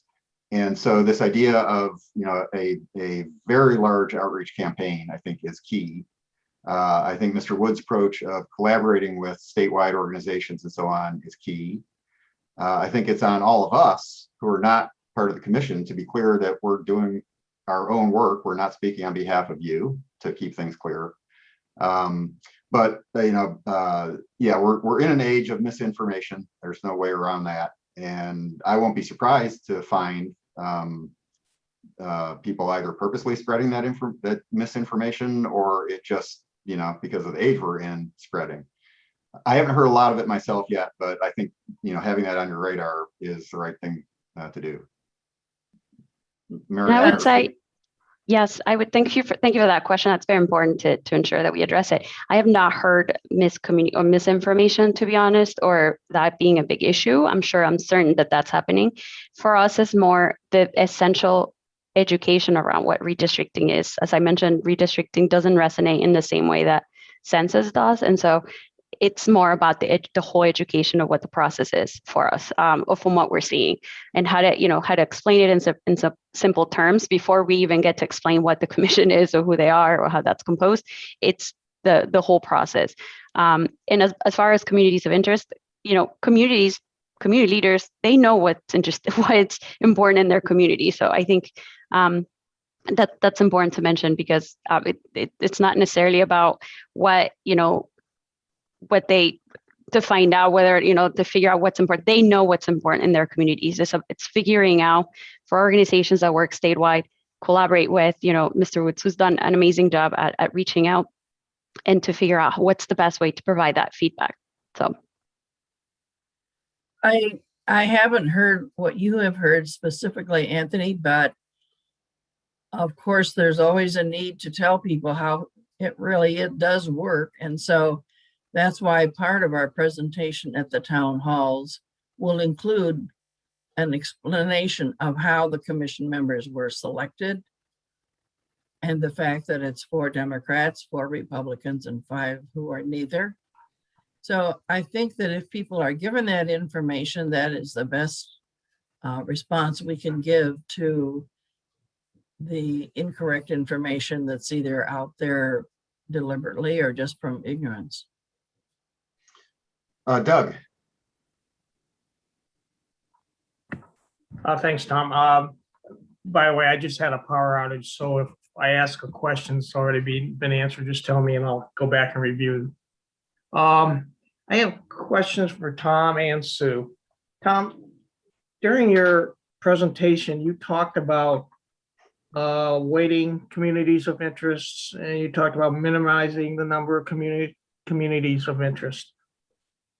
The way I perceive this, and many others could, is what we're doing. If we take that approach, we're choosing winners and losers. Yeah, you want to comment on that? Yeah, I think this is a potentially very thorny issue. I think, your having that on your radar is appropriate. At some point, I think the commission is likely to have to debate the importance of various, obviously you're going to debate maps. You're going to debate whether to move a line this way or that way. And those are going to have implications on voters. And so no matter what you try and do, unfortunately, the outcomes are going to have winners and losers.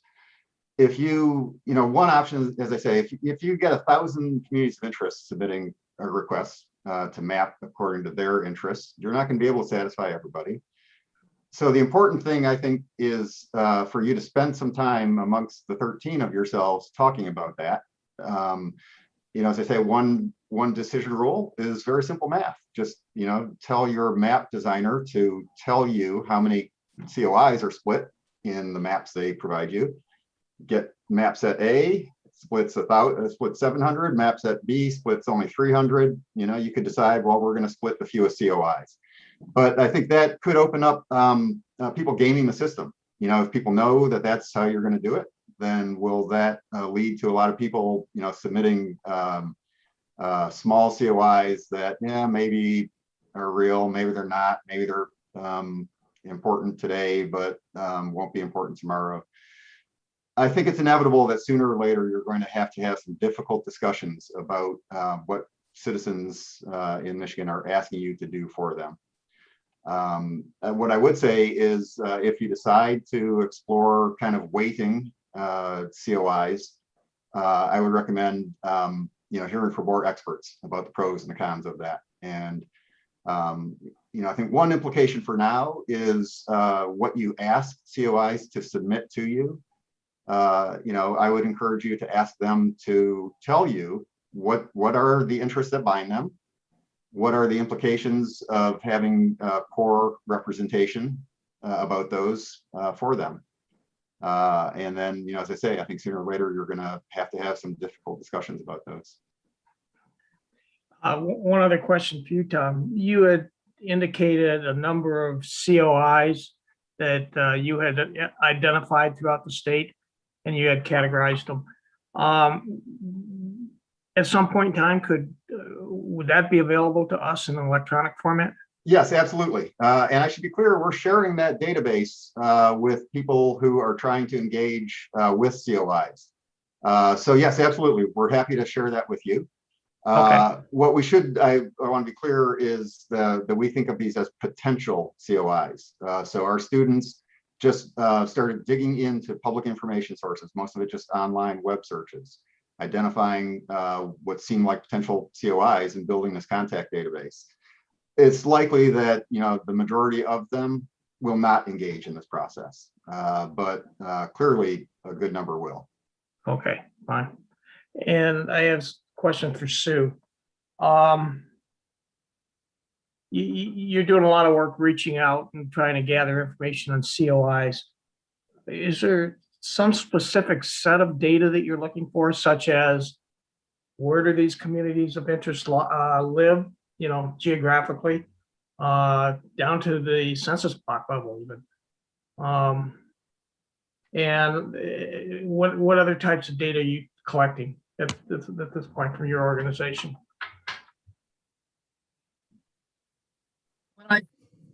As I mentioned, we're trying to go about this in two ways. One, through the town halls, we're trying to make people aware of the opportunity, if they think they are a COI, to make their case to the commission at the public hearing, either by submitting written testimony or maps or maybe both. The other way is we are asking our league members to look at their communities, talk with people in their communities. Are there communities who share a common issue? Now, one way to think about this is to ask yourself, why is it that communities of interest are so high in the list of priority?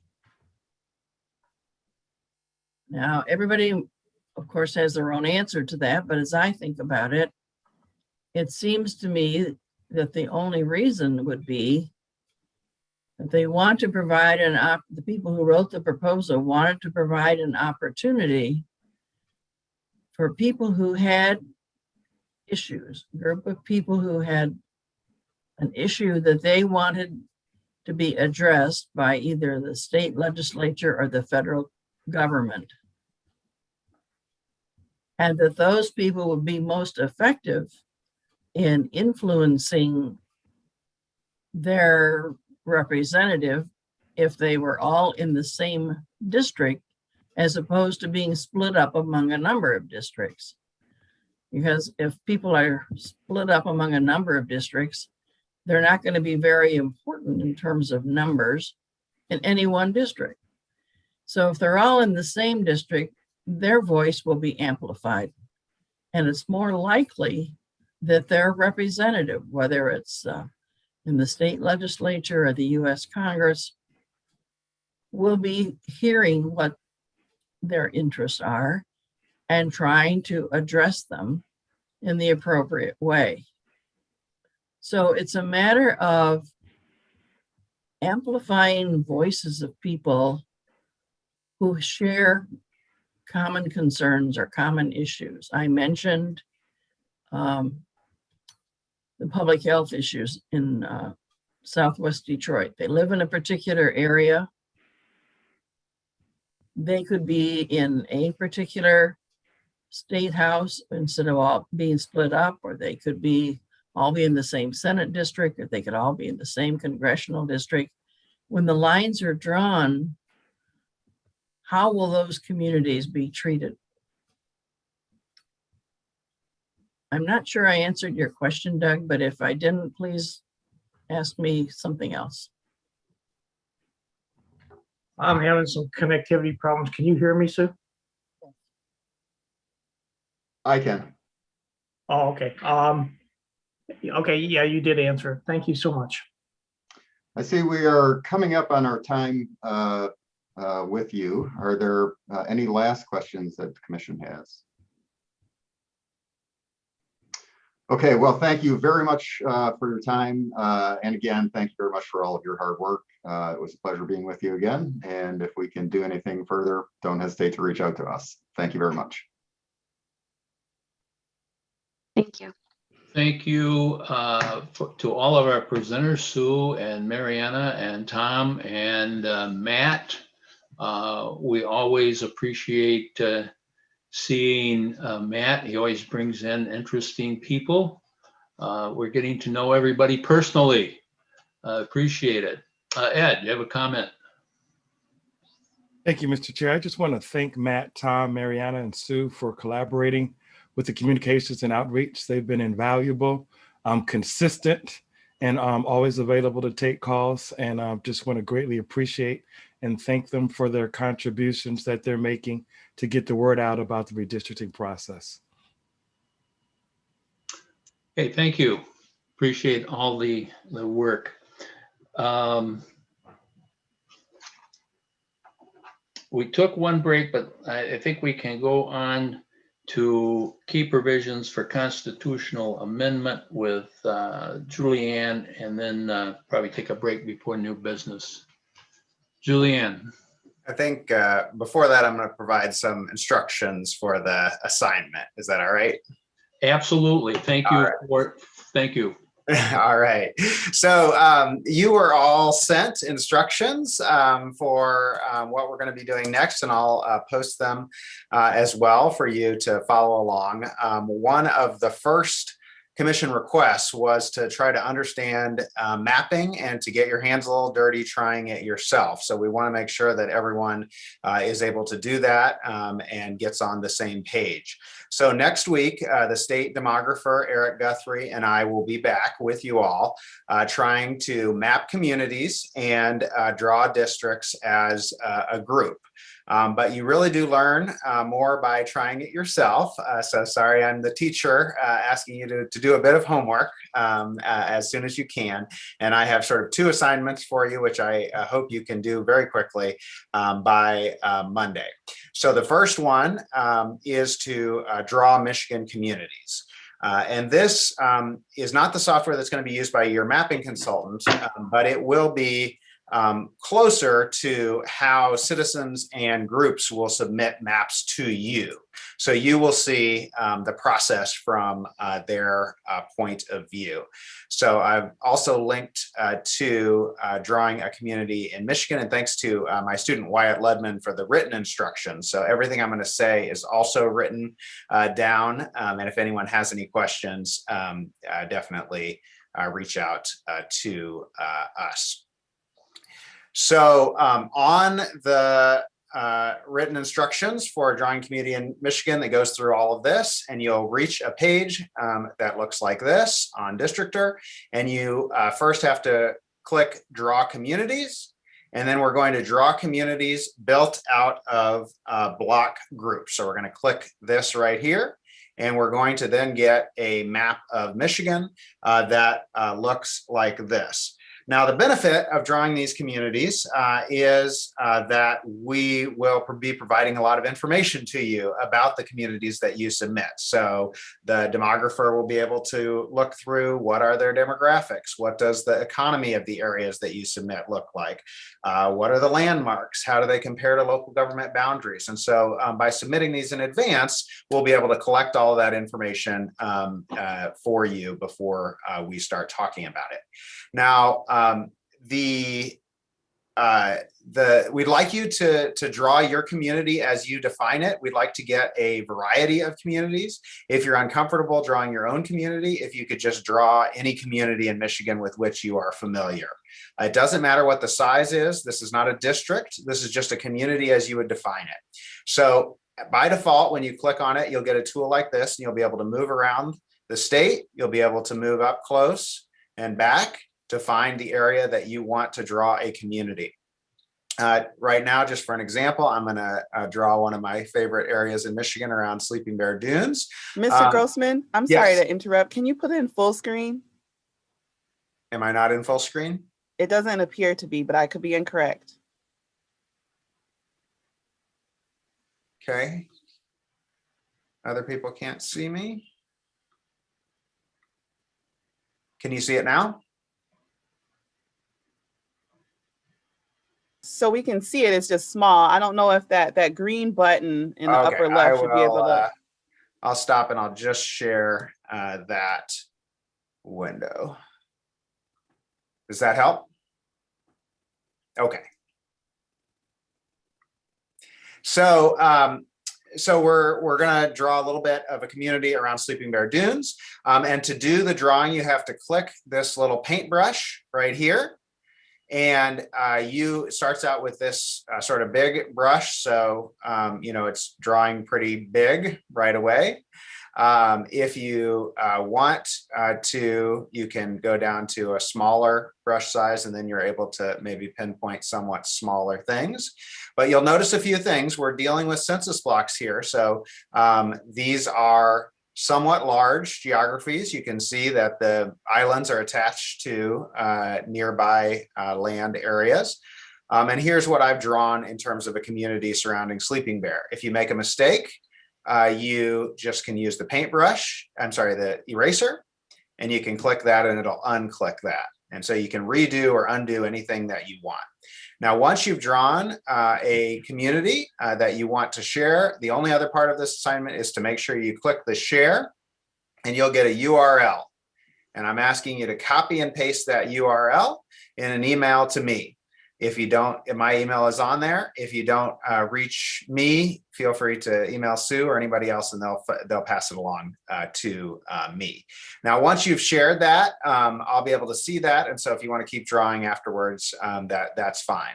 Now, there are some other features in here. So for those of you who are gung-ho, you can start using them. You can mark particular places. You can tell me about the community that you've drawn, and we'll use all of the information that you submit. But all we're interested in, just as a starting point, is for you to actually map an area that you consider a community and submit it to us, and we'll put them all together on a map, and we'll be able to tell you some information about the communities that you have drawn. So that is the first, hopefully not that difficult assignment. Any questions on Michigan community submission before I go on to the next one? All right. So the next assignment, which is on a separate sheet, is to draw a district in Ohio. So let me make sure that you have the right instructions in front of you for that.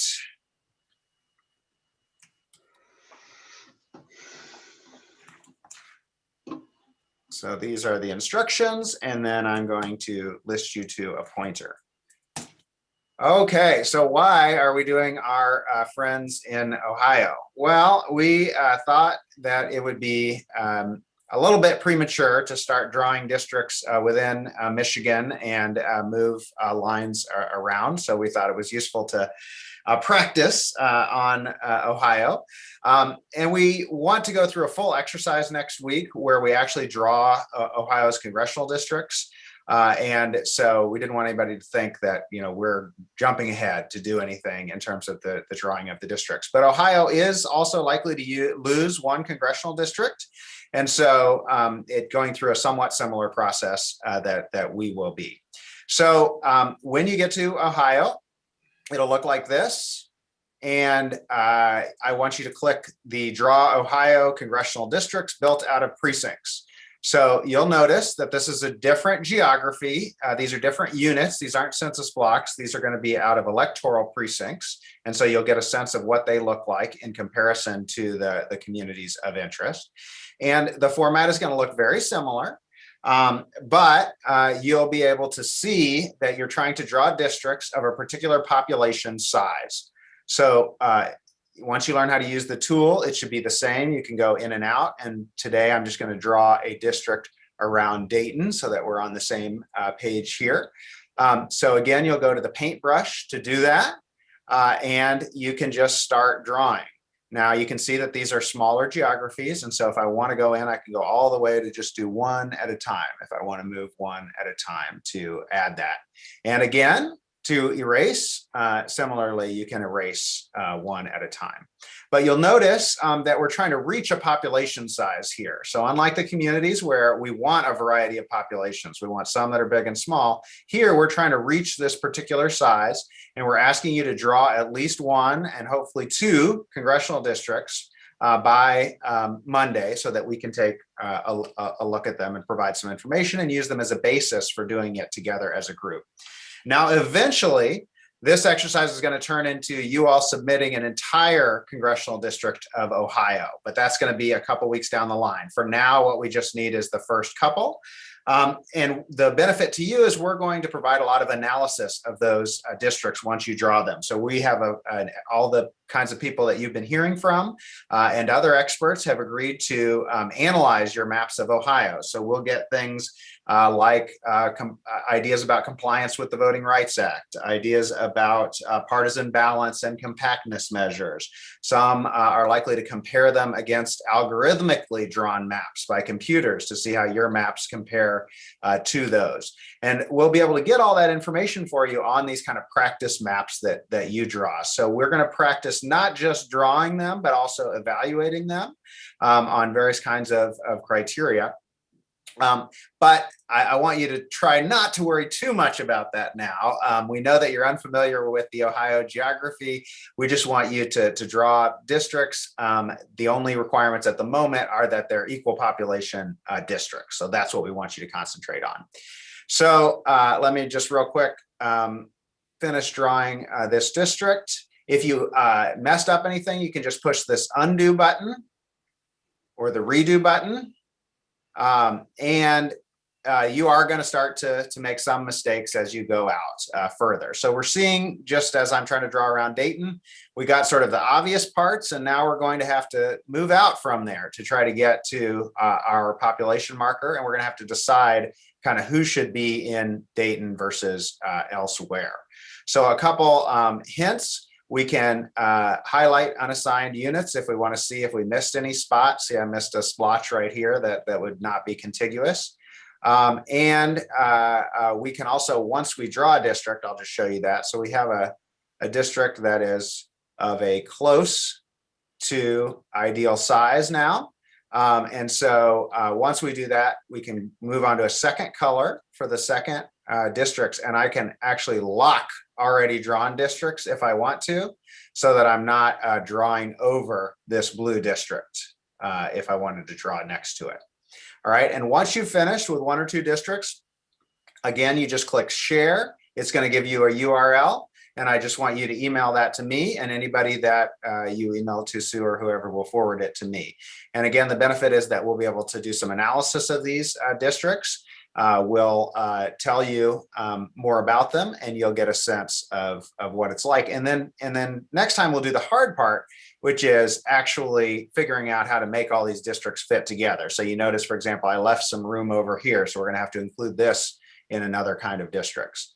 So real quick, let me just try to finish drawing a second district, see where we get, see how big this district has to be in these rural areas to get close to the same population as the other districts.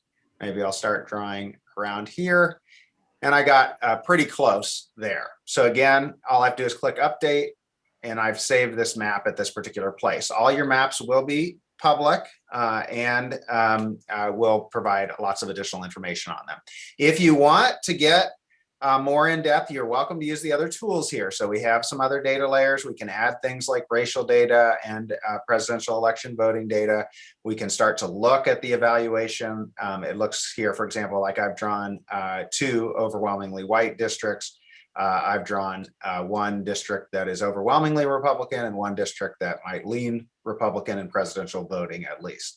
So you can start to look at that, but we'll provide all that information for you. So all I want you to do is make sure that you can draw 2 contiguous districts that are similar population, and then hopefully we'll get some variety and we'll be able to do some analysis from there.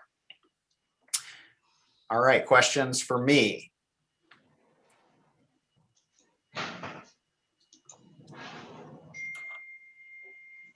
Cynthia.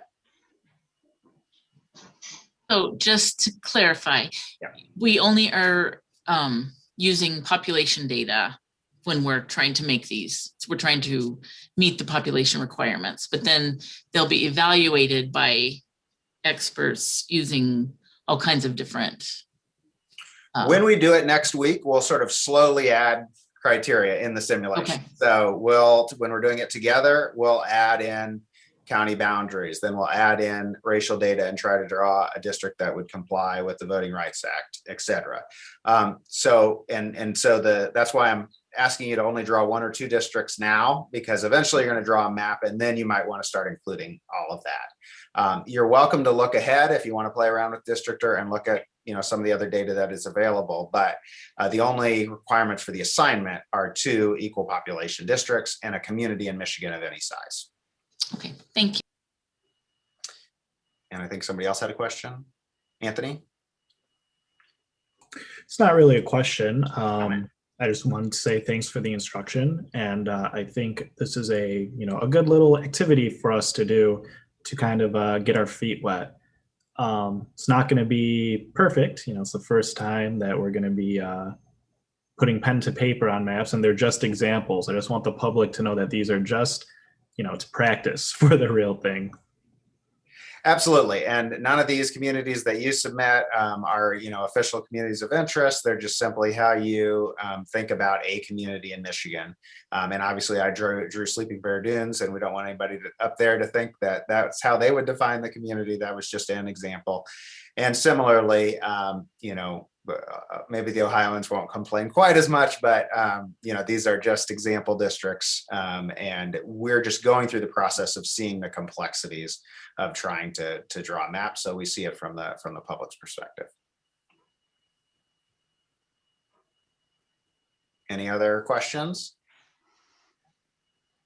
So we have the written instructions. We also may be able to provide some video instructions. And if you have any question at all, just send it along and I'm happy to do it. And I might even send you a little video tutorial if it's too complicated. So thanks.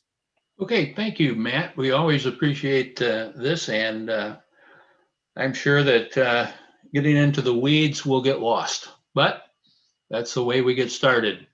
Very good. now I think we can take a break. This would be an opportune time with the time we have spent and the time we have left. So we'll take 10 minutes and come back at 11:31. See you all in 10 minutes.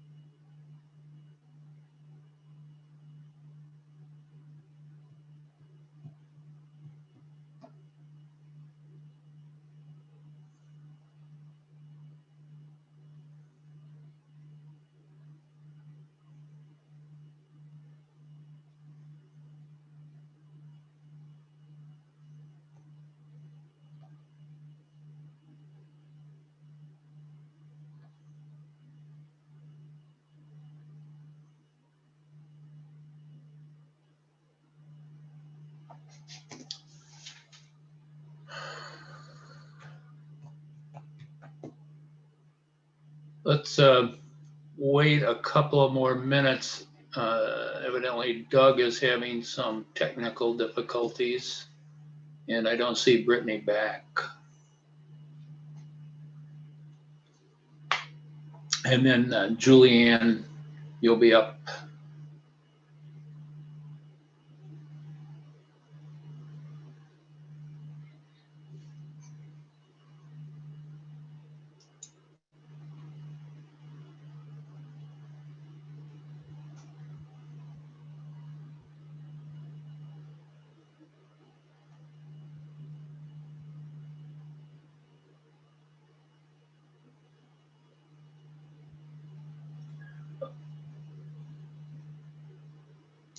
Okay, I think we're ready to go. As best as we can be. Evidently, Brittany has something she has to deal with. So next on my list was, or is, key provisions of the constitutional amendment. Julianne. Thank you so much, Mr. Chair. And I know we're running a bit behind schedule, so I will be very brief, but I wanted to take and make 2 points before I start. The first on the EDS appendix, if I wasn't clear, that will be formally presented to EDS now that the commission has approved it to get their response. So we'll keep the commission apprised of that status. And secondly, as to your map drawing that was just discussed, just want to reiterate that under subsection 8 of the Constitution, the commission can't draw any Michigan plans until after the public hearings have been conducted. So again, that was, a key focus on that Ohio drawing and really focusing on not being in Michigan. But I will thank you for letting me share those thoughts, and I will share my screen and we will finish this presentation. We got through the first top 3 criteria on February 18th. So we will go ahead and finish through the third criteria, which we just had continuing education on, again, is the communities of interest, reflecting the state's diverse population, what they may include, but cannot be limited to populations that share cultural or historical characteristics, but do not include relationships with political parties, incumbents, or candidates. So no single set definition is, as the communities of interest are driven by local circumstance and examination of the shared interests as identified by that community. It's intentionally very broad.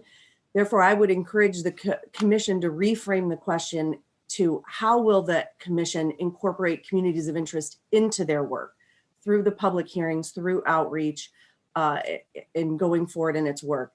Examples include ethnic, racial, and economic groups, or groups of people in a geographic area with common political, social, or economic interests. And again, if a community of interest coincides with race or ethnicity, compliance with Section 2 of the VRA will be required. The fourth criteria is partisan fairness. So that's partisan gerrymandering, where a district line is drawn to favor or disfavor a political party, candidate, or incumbent. So in a map without substantial partisan bias, both parties would have similar opportunities to win. Now you look at partisan bias on a statewide level, not on an individual district by district level. And how would we look at that and measure it? There, I've listed common uses, statistical measures used for partisan fairness. I am not going to go into those, most for a variety of reasons, but I would like to highlight that the tests focus on determining fairness, again, at a statewide level.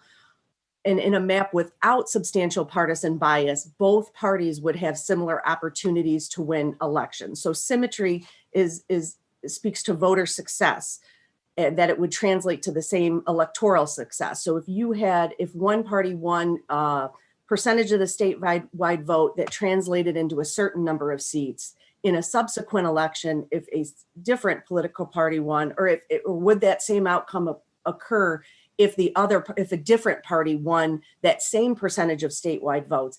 If it wouldn't translate into the same number of seats, then that map would provide asymmetric opportunities between those parties.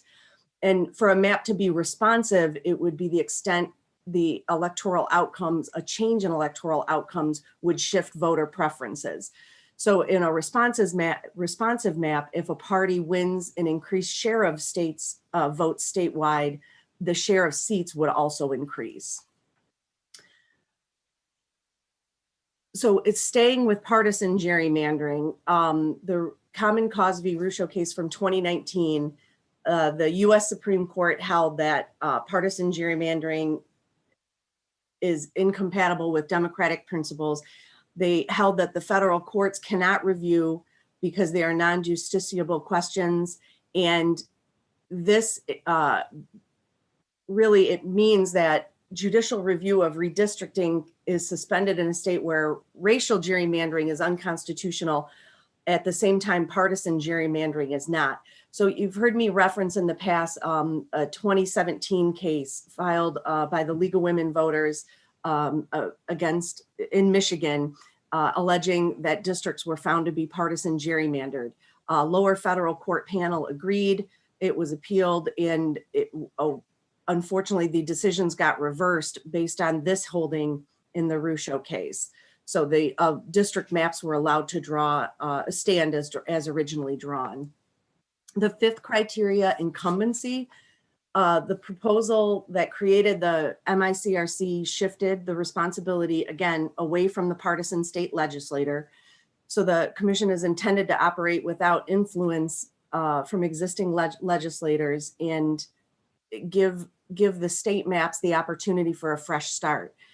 Even prior to the Common Cause case that I just mentioned, federal courts were very reluctant to address partisan gerrymandering cases.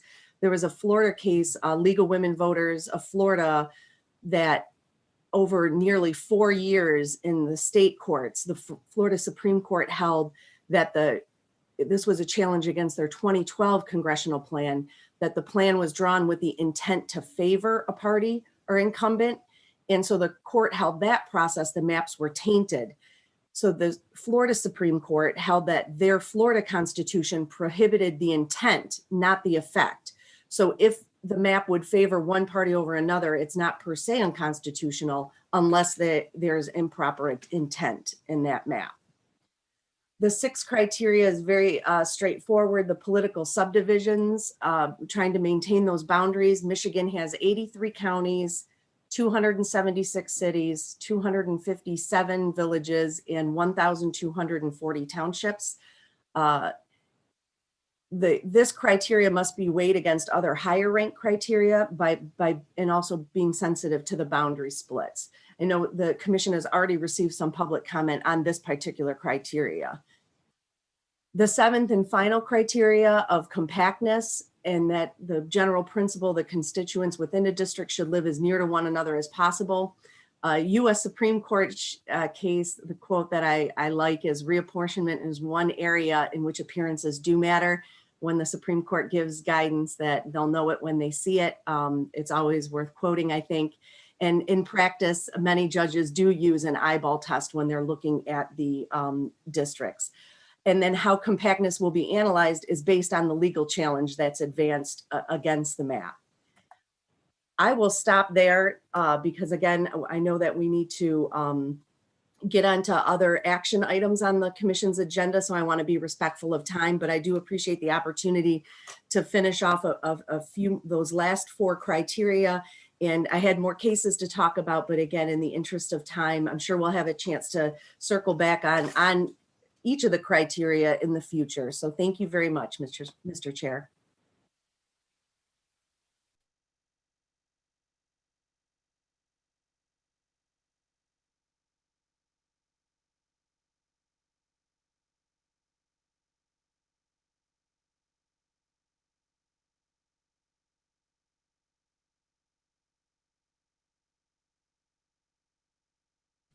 Steve, if you're speaking, you're on mute. The host has sending me a message that I should unmute myself, and I have just done that. So next, we're up for an election for a new chair and vice chair for the next 6 months. And I would ask Sue Ann to help us with this, since I don't want to.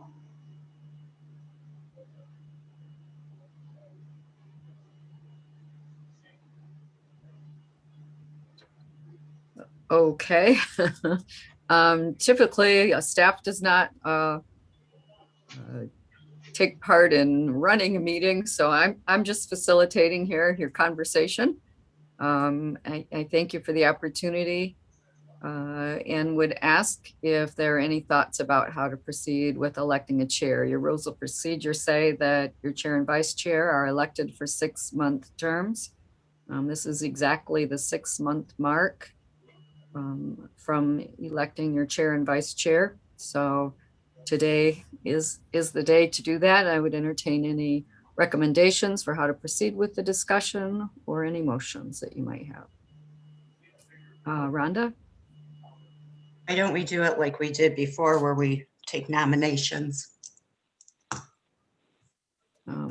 Okay, that's one option. We'll consider that. Juanita, do you have something else? You have to unmute yourself, please.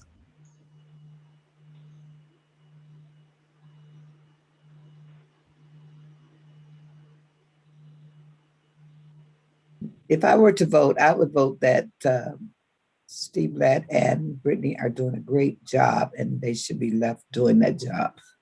That's my vote if I had to vote right now. Okay, Aaron, did you have something? Did I miss you? Okay, Cynthia? I agree. They've done a great job. Thank you very much. Aaron and Steve, Brittany and Steve, sorry. But I think when we did this the first time, there were several people that were interested in the opportunity. So I think whoever's interested should let us know that, and then nominations for others.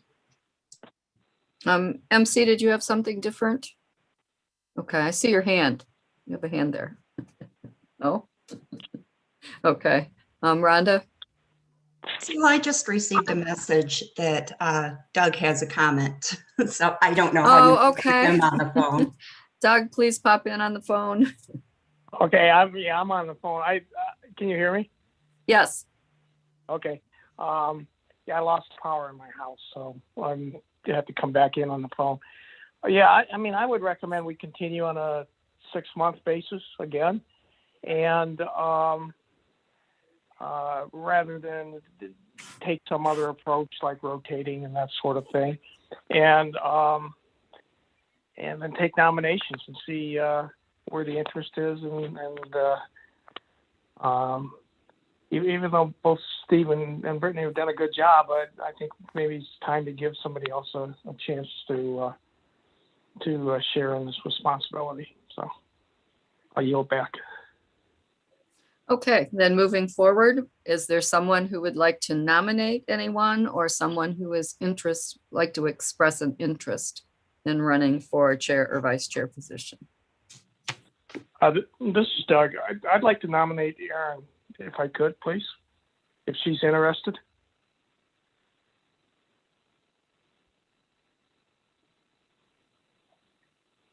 Erin, would you please unmute yourself and let us know if you are interested?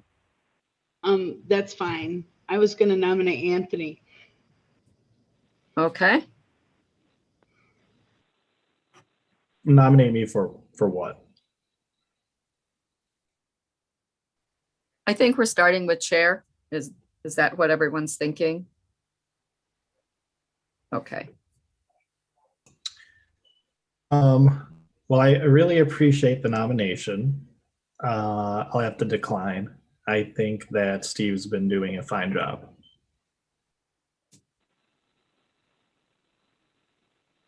Other nominations or people who are interested in serving? Dustin? I'll nominate Brittany as chair.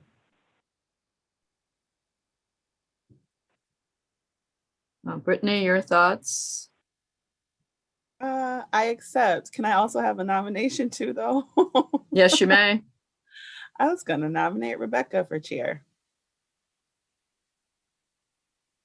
Rebecca, would you accept? I would not accept a nomination for chair. I would accept a nomination for co-chair. Okay. Julianne can correct me, but I don't believe we have an opportunity for that in our rules of procedure, but please let me know for sure. So thank you, Sue. No, the nominations just come from the membership, so you can nominate yourself or others, and certainly respecting Commissioner Zatella's request to not be in the running for chair would be appropriate if we're at this time talking about nominating and voting on the chair. Does that help, Sue? Mm. Okay. Yes, I mean, there's no provision for a co-chair. I think she That's means what vice I think chair? that was the question. Was there Are a you- provision for a co-chair, or would we have a chair and a vice chair? And thank you for the clarification. Are you speaking to vice chair, Vice Commissioner chair. Zatella? Yep, Okay, vice that's what chair. I thought. That's Okay. what I thought. So yeah, at that Okay. time, it would be appropriate to consider it. And for the members of the public watching, we're in Rule 7.0 of the Commission's Rules of Procedure. Okay, are there other nominations? We have Aaron and Brittany, who have both accepted nominations. Any other nominations? Cynthia? I know when we did the first round of this, Dustin was interested, so he's not interested now. Just one. Thank you. And thanks MC. for bringing that up. Yeah, thanks for bringing that up, Cynthia. Rhonda, do I remember correctly that you were interested? If so, I would nominate you. I'm seeing you shake your I'm head. seeing a head shake. Yeah, I like the candidates that we have, and I don't know that I need to move to close the nomination, but if it's appropriate, that's what I'm. Go ahead, Julianne. Thank you, Commissioner Rothhorn. So if I could just get clarity, again, to reiterate what Sue said, Brittany has accepted a nomination and Aaron has accepted a nomination for the chair. And I know there was discussion about Commissioner Lett, if there was going to be a nomination either from himself or another commissioner that had spoke on that topic. Well, I would continue if that's what the people want, but I'll leave it up to the commission. So if we Is could there, just I think you need a nomination though, correct? Or I need the magic words. I nominate myself. Thank you. all right.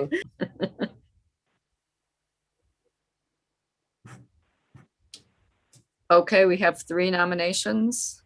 Are there any other nominations?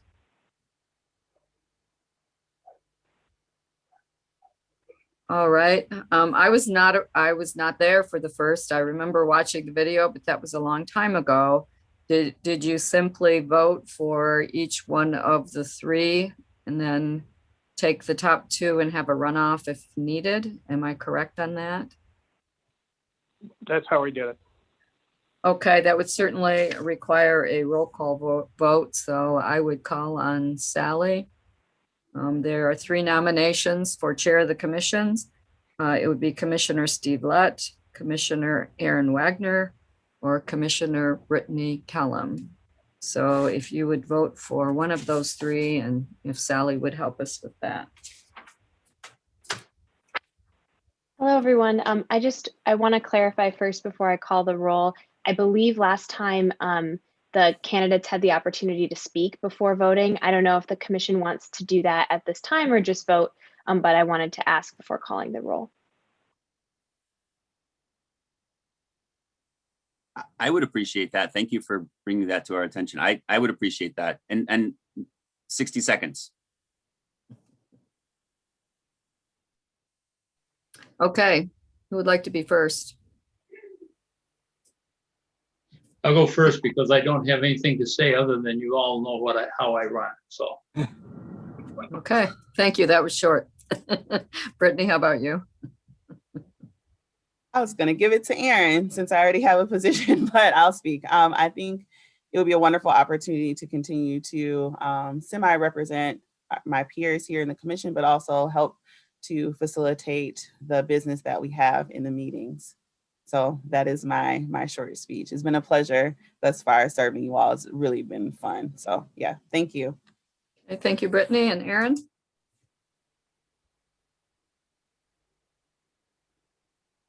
I had nothing to say, to be honest. I was hoping that either Anthony or Dustin, who had wanted to be chair before, would accept the nomination.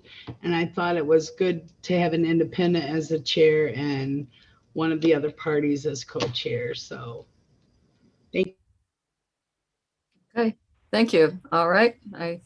I think Sally, you may conduct the vote now.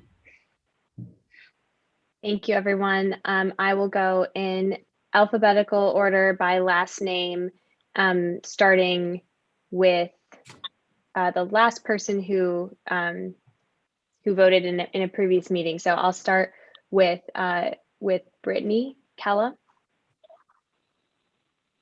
Brittany Kellum. Rhonda. Aaron. Steve Lett. Steve. Cynthia Orton. Aaron Wagner. MC Rothhorn. Brittany Kellum. Rebecca Zatella. Brittany Kellum. Janice Villette. Brittany. Aaron Wagner. Oh, I'll say myself. Richard Weiss. Commissioner Brittany, please. Dustin Witches. Brittany Kellum. Doug Clark. Aaron. Juanita Curry. Oh, Juanita, you're muted.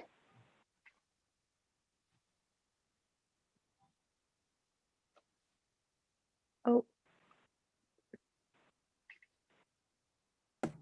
There you go. Brittany. Anthony Eid. Steve.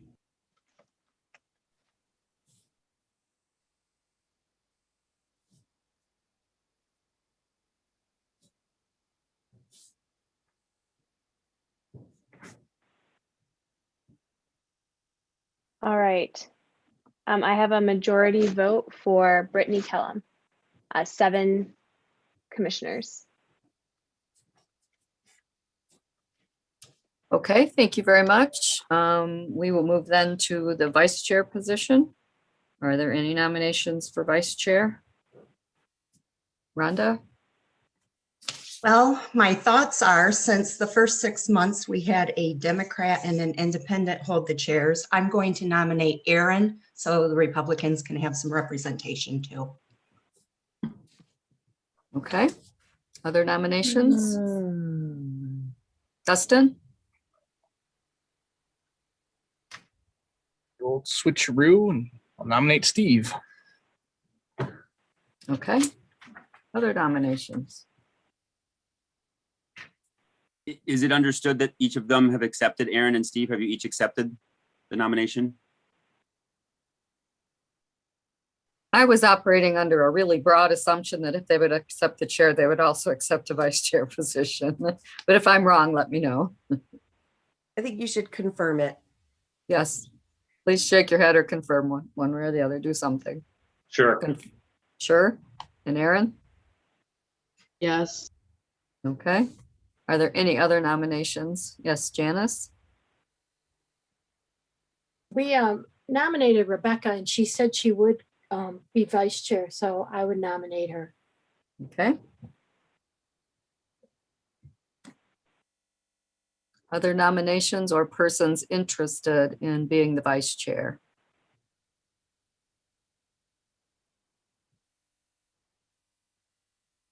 Anthony? Yeah, I'll nominate, excuse me, I'll nominate myself for vice chair. And I'm assuming you've talked to yourself and it's okay? You will, okay.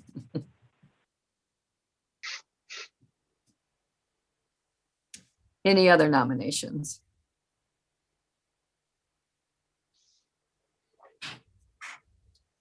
If not, then would anyone like to give a vice chair nomination, words, speech? I'm going to just start with the order you were nominated. Aaron, anything else you'd like to say? No, thank you. Okay, how about you, Steve? Well, with the wonderful group that's been nominated, I'm going to withdraw. Somebody else can have a shot. Oh, okay. Rebecca. Just thank everybody for nominating me, and I hope to do a good job if you vote me in. Thank you. Thank you. And Anthony. Yeah, so if y'all recall back 6 months ago, that seems like we haven't been together that long. It's hard to believe that we have. But I did run originally for the vice chair position. I see the role as vice chair as a facilitator, to facilitate group conversation and keep the agenda moving and keep, try to hear everyone's voice in the process. I also think I work pretty well with Brittany so far, and I think we'd be a good team. That's all I got. Okay, thank you. I'm sure you kept that under your 60-second limit.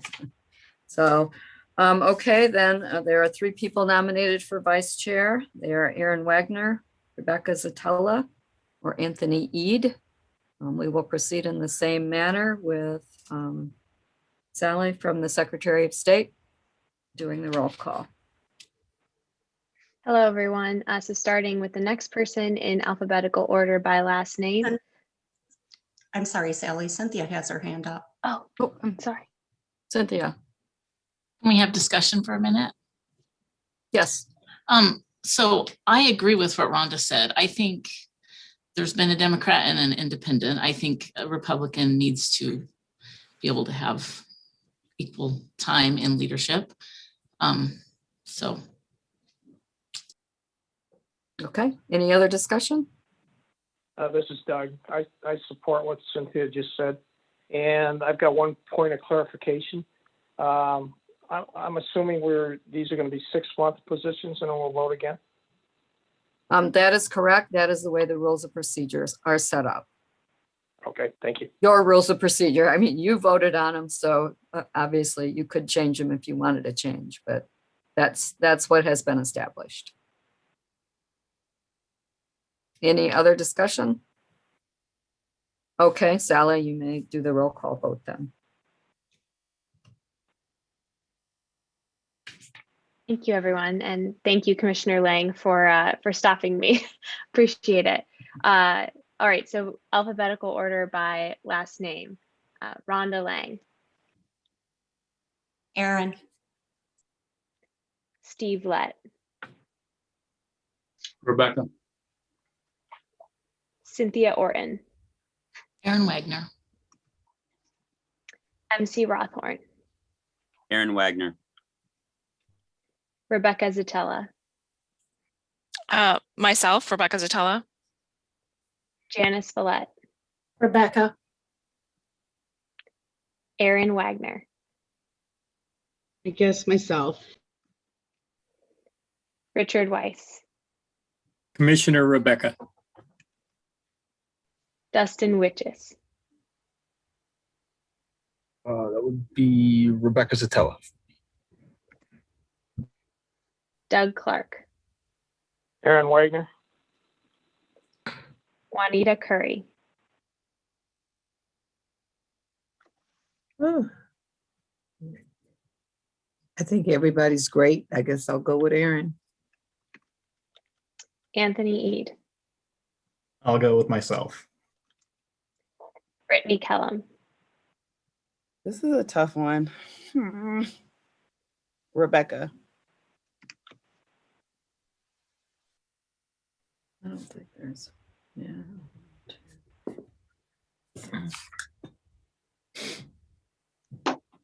Give me one moment while I double check the vote. 6-6 tie. Mm-hmm.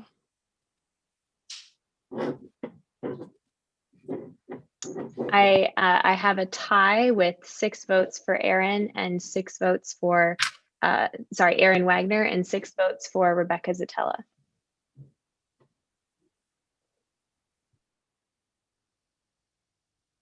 I'll change my vote since I was.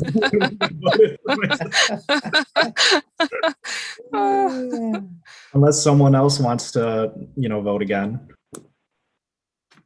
You change Julianne? That vote failed, so the runoff election that didn't come to a conclusion. So the runoff would be between the top two, so it'd be Aaron and Rebecca.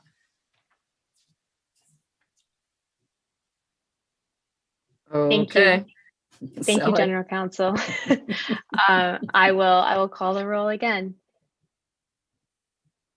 Steve Lett.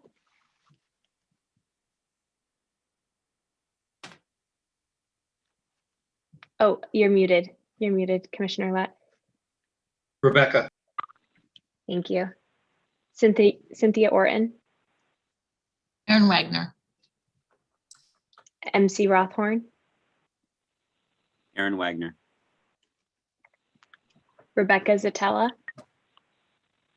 Rebecca Zatella. Janice Follett. Rebecca. Aaron Wagner. Myself. Richard Weiss. Commissioner Rebecca. Dustin Witches. Rebecca Zatella. Doug Clark. Aaron Wagner. Juanita Curry. Aaron Wagner. Anthony Eade. I'll go with Rebecca. Brittany Kellum. Rebecca. Rhonda Lang. Aaron.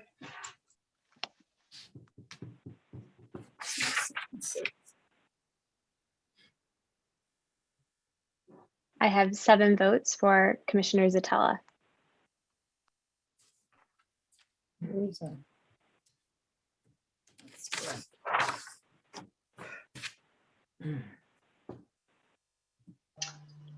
Okay, the elections are over.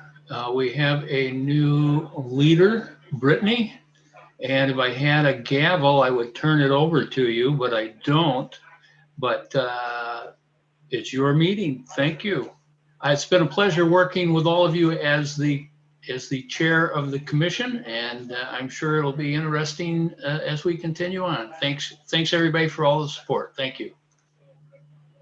Steve, it was Good an job, absolute pleasure. I was honestly gonna just let you finish out the meeting. So thank you. I've learned so much, and thank you all. So we're looking at the agenda. We'll move to, we did Sunshine Week resolution. No, we did not. We did not do Sunshine Week. So we're at Sunshine Week resolution. Sorry, we did a preview of Sunshine Week. We hadn't discussed it. So let's move to line item B under new business.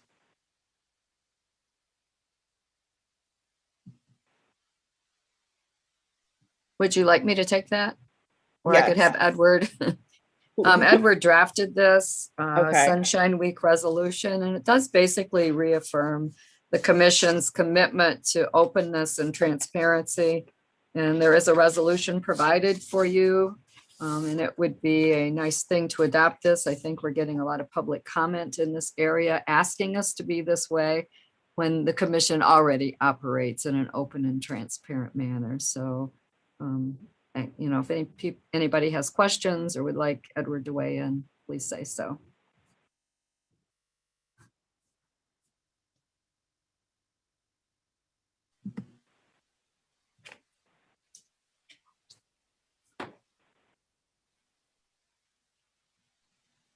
MC, do you have something to say?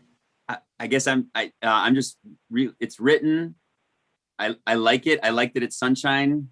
Let's spread some sunshine. And I just would offer that I guess I would move to the resolution, but I do appreciate that it's Sunshine Week and maybe we want to verbally share it. But I guess I also want to move us along. So I was hesitant to move to the resolution without understanding if there's an intent to read it for public, for public discussion. So I guess I'm just, I also want to move us along. So I was hesitant to move to the resolution without understanding if there's an intent to read it for public discussion. So I guess I'm, I also want to move us along. So I was hesitant to move to the resolution without understanding if there's an intent to read it the interest of the public or for us, but I otherwise would move, yeah, that we adopt the resolution.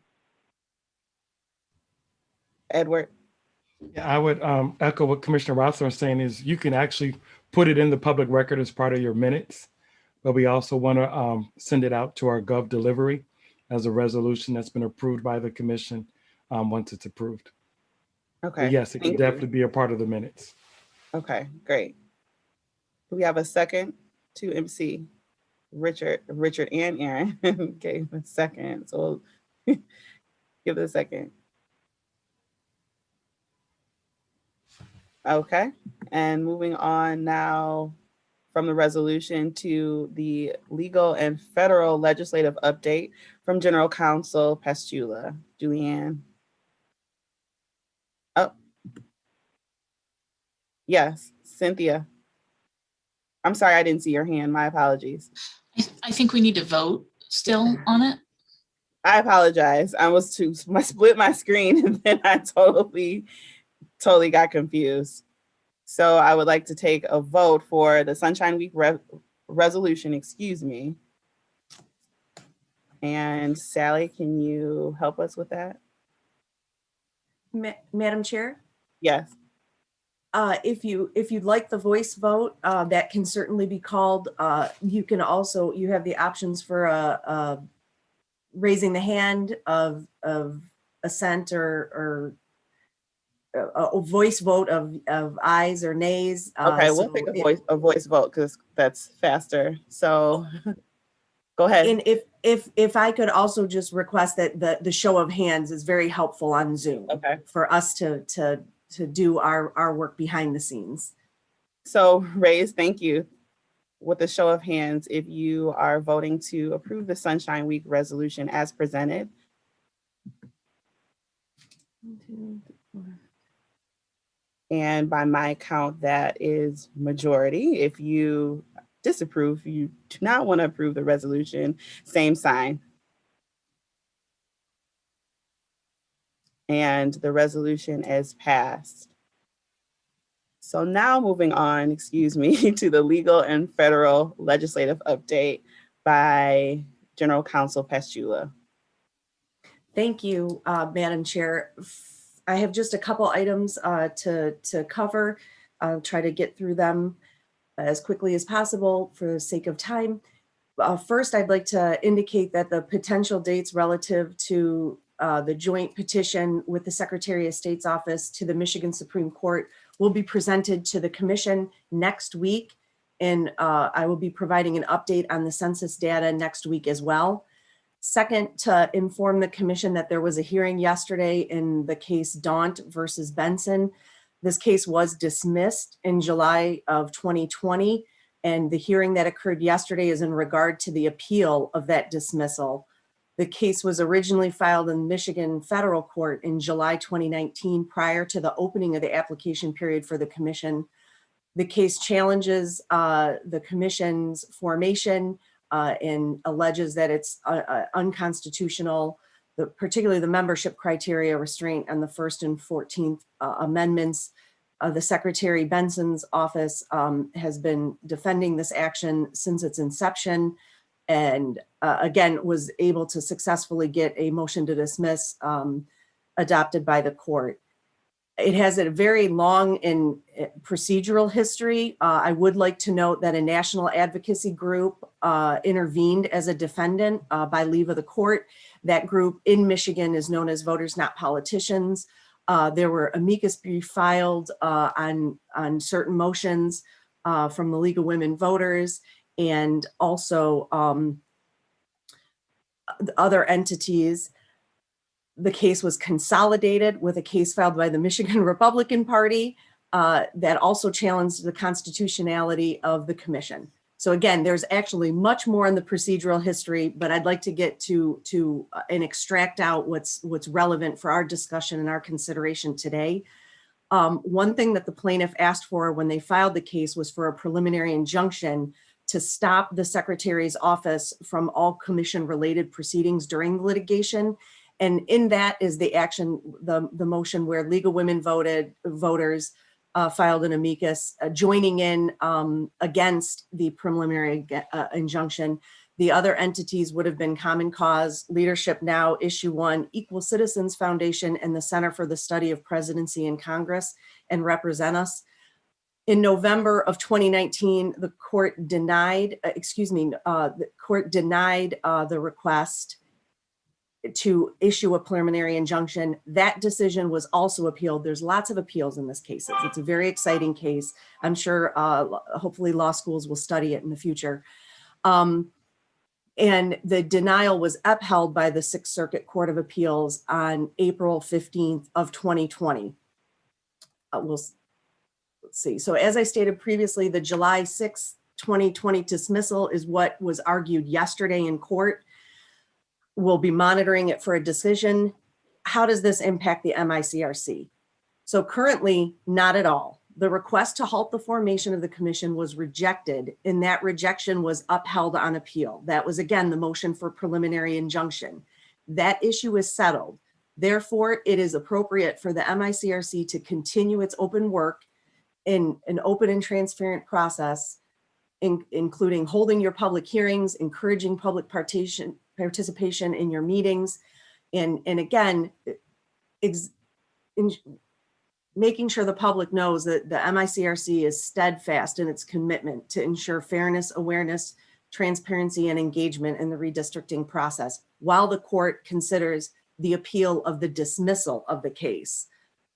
So I'd like to also acknowledge the work of the AG's office, in particular Heather Meingast and Eric Grill. Mr. Grill did the oral argument yesterday at the court on behalf of the SOS, the defendant in this case, and Graham Crabtree, Annabelle Harless, and Paul M. Smith were the attorneys for the intervening defendant that also argued in support of the secretary's position. Other federal litigation, I thought that was the most important one to touch on initially, so that the commission was aware that that is happening. And until a decision is rendered, really we're proceeding according to plan. Other federal litigation update, I mentioned before that Ohio, the state of Ohio, had filed a lawsuit against the Census Bureau to compel it to release census data by the original deadline. Since that time, Alabama has also filed a suit in federal court, challenging not only the delay in the release of the data like Ohio, but they are also challenging the use of differential privacy. And I know the commission has heard that term before from our continuing education and expert presentations.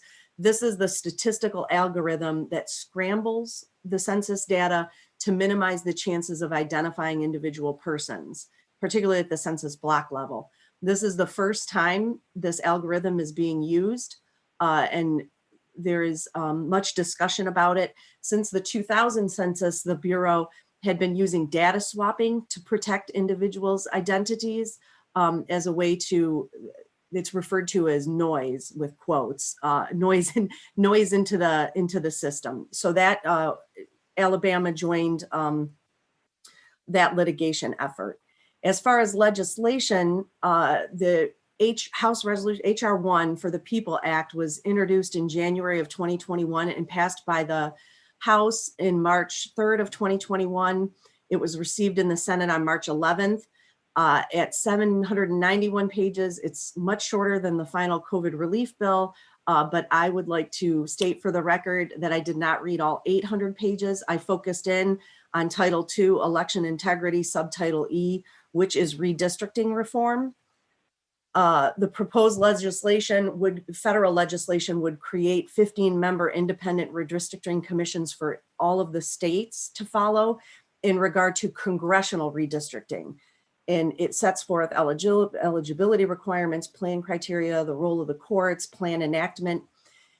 It has no effect on the districting for state or local offices. That's in section 2434 of that proposed legislation.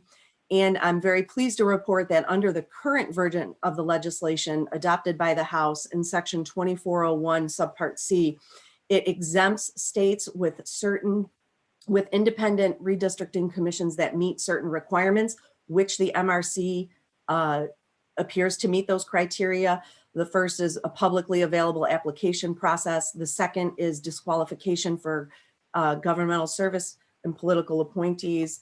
Third, screening for conflicts. Multi-partisan composition is the fourth criteria.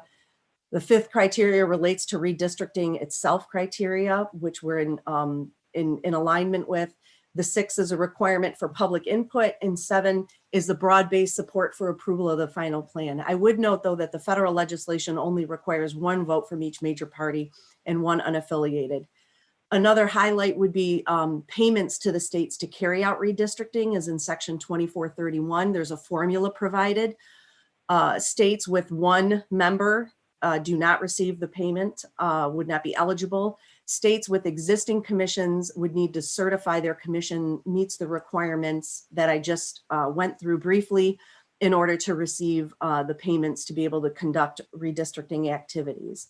2 other important provisions I wanted to just mention that I found of note, again, in the redistricting reform section. It's a very comprehensive bill on election and voting legislation, but I wanted to focus for our purposes here today just on the redistricting portion. There is a ban on mid-decade redistricting, that's in section 2402. In subtitle H would incorporate the residence of incarcerated individuals at the last place of residence before their incarceration for purposes of being counted. If it is adopted by the Senate and is signed into law, this would be effective in the 2030 round. So this is the most significant legislation regarding elections and redistricting currently at the federal level. I would note that the November 2020 elections that we just had the largest voter turnout in more than a century, and 73% of the electorate cast their ballots before election day, either on absentee or early voting. So nationwide, at the state level, over 40 states have introduced bills in this current legislative cycle that impact election or voting in the following areas: voting by mail or absentee voting, early voting, and voter registration and voter ID. I think it's in excess of almost 300 bills at this point. And the bills vary on restricting or expanding access in those areas, but I thought it was important to note for the commission, not only the volume of proposed legislation, but also its scope. Thank you. That will conclude my remarks on this topic, Madam Chair. I can answer any questions. Thank you, Julianne. I really appreciate your thoroughness and really making sure that we understood everything. And like you said, are there any questions? I think I heard the term mid-deck, but I wasn't sure if that was, did I mishear it, or is it, I don't know what it refers to. So through the chair, Commissioner Rothhard, mid-decade redistricting would be redistricting that's done by the state at the state level in between the census, the census every 10 years. So sorry, it was decade, right? Decade. I apologize. I forgot the last part. Sorry. Got it. Thank you. Thank you, MC. Any other questions or thoughts?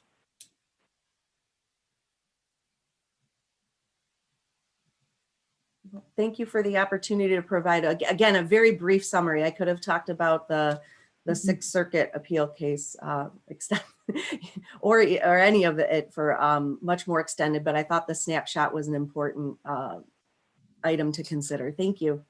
It is. I appreciate it. And as always, please do keep us updated on our toes about what's coming. So next we have future meetings and agenda items. I take it that Ms. Sue Hammersmith will guide us through that. Thank you, Commissioner Kellum. You're welcome. Yes, so you have received some homework to be done by Monday.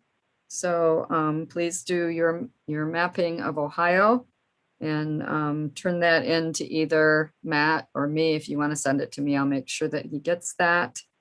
And then Eric Guthrie, who's the state demographer, and Matt will be back with us next week to talk a little bit more about the underlying data behind those maps. We also will have Julianne's request she mentioned for date relief that's going to the Supreme Court. That will be available. There's been a request to get the public hearing times to the commission by next week. So Edward will be working on that portion, possibly have more locations in place for us. So we're sure about locations also. Those are the main topics that I have on the agenda for next week. If there's anything else commissioners want to discuss, I think MC may have something. I just wanted to make sure, I think I heard Matt tell us Monday was our deadline for the homework, not necessarily the future meeting. Is that true? He would like the homework by Monday. He has some experts who are going to look at what is provided and then give some feedback on that. Okay. At So our, if we can get it. Okay, thank you. at our meeting next week, yes. Any other questions, comments, suggestions? Julianne. Thank you. I just wanted to, last week I briefly mentioned that there was a bill introduced in the Senate to extend the deadline to conduct virtual meetings for any reason through June 30th. I double checked the status of that bill just this morning, and there has been no action since it was referred to the Committee on Government Operations on March 4th. Again, the current accommodation to conduct virtual or remote meetings expires on March 31st. So I just wanted to provide that update to the commission. Thank you, Sue. Thank you, Julianne. And if you will note at the end of your agenda, all of our future meetings have been extended to accommodate the commissioner wishes for more time for discussion. So on March 25th, we're going to start with your approval at 12:30 and end at 4:30. So we've extended that one an hour with a half-hour beginning and ending. On March 30th, from 9:30 to 1:30, that will follow the VRA Legal Counsel Committee meeting that runs from 8 to 9:30. And any commissioner is invited to attend that meeting or watch that meeting and watch the committee do their work. And then on April 8th, we will have to cancel that meeting if we have to pivot on April 1st. That's why we moved April 1 to March 30. So on April 8th, we will have to cancel that meeting because there is no way that MDOS and your staff can find a location, get all the technology in place in order to be able to put that kind of a meeting together. Which has a lot of technical concerns that we'll have to make sure we deal with to get everything right. So if that happens, you'll have notice, you'll have a week's notice. And then on April 15th, we will go from 9 to 2. And depending on what happens with virtual versus in-person meetings, we will have VRA legal counsel presentations on either the 8th or the 15th. So that's our best plan at this point to forge ahead and get the business handled. Julianne, do you have something to add?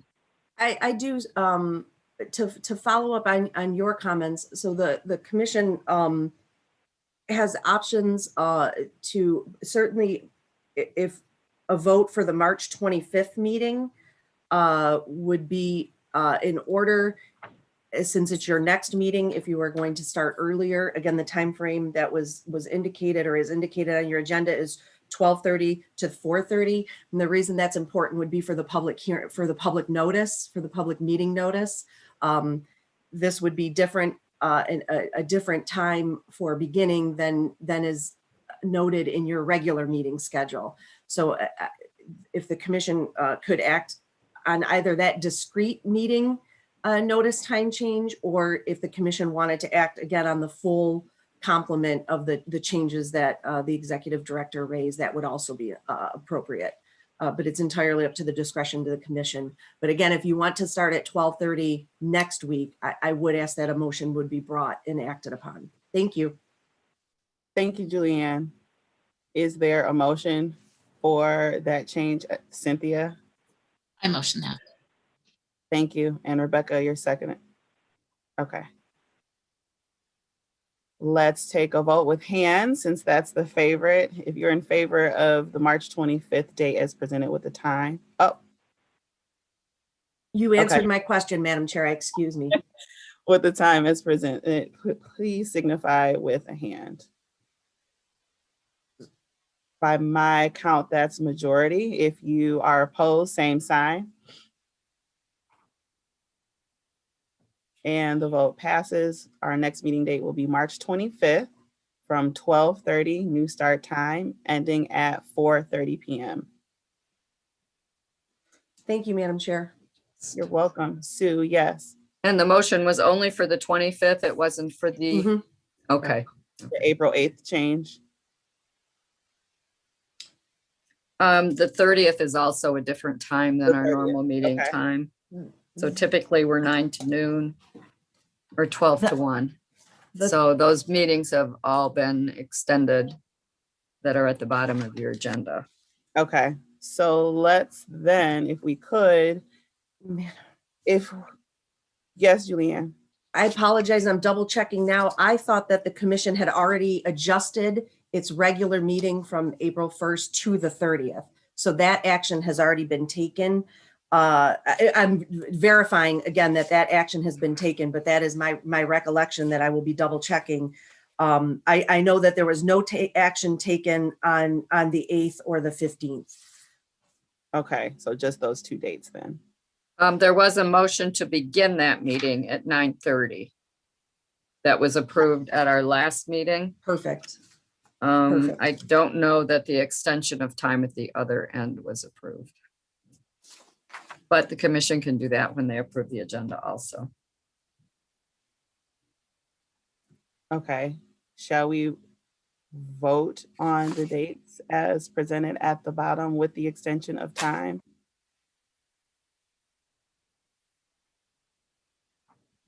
I'll say so moved to that. Thank you, Dustin. And MC with a second. And then Go ahead, Julianne. To restate, the motion was moved by Dustin and seconded by MC. And the motion is to extend the March 30th meeting time from 9:30. It was moved earlier, but to extend it to 1:30 and to adjourn the April 8th meeting. And then the April 15th meeting will be from 9 a.m. to 2 p.m. Correct, that's my understanding. Okay. Thank you for restating. With a show of hands, if you vote to approve those changes as presented, please raise your hand. No. And that's a majority by my count again. If you don't like those changes and want to suggest something else, please, same sign.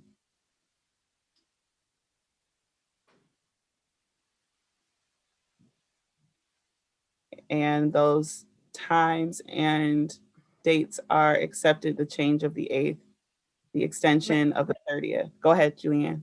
And I apologize, Madam Chair, we might need to retake that vote. When I verbally restated the motion, the April 8th date, the cancellation was contingent on having to meet in person, which is written on the form, but I didn't, when I was reciting it, that was not clear. The April 8th date would only be adjourned if it wasn't an in-person meeting. So I apologize for that confusion. So I would recommend retaking the vote to extend March 30th, 9:30 to 1:30, April 8th, adjourn from 12:30 to 5:30, which would be canceled if in-person meetings are required, and April 15th from 9 a.m. to 2 p.m. Okay. So moved. Thank you, Steve.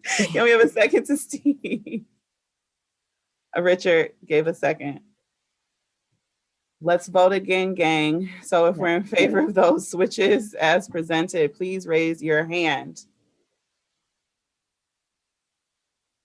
That's a majority again by my count. All opposed, same sign.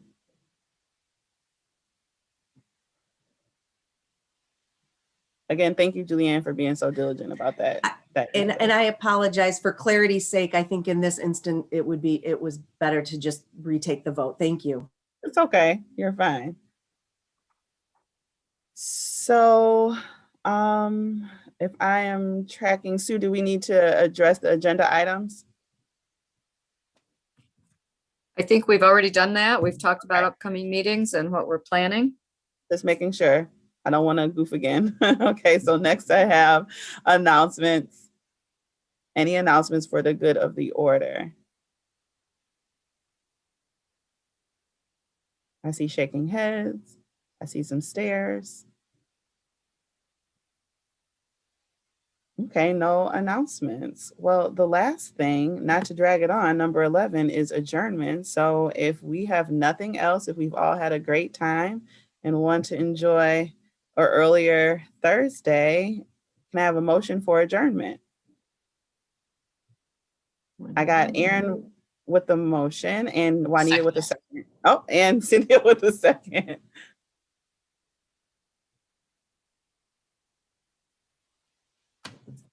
And I would like to call the meeting adjourned at 12:39. Can we vote, please? Can we vote, please? I was too excited. Can we vote? I'll take a vote for adjournment. All those in favor, raise your hand. Majority, and all those opposed. See you later.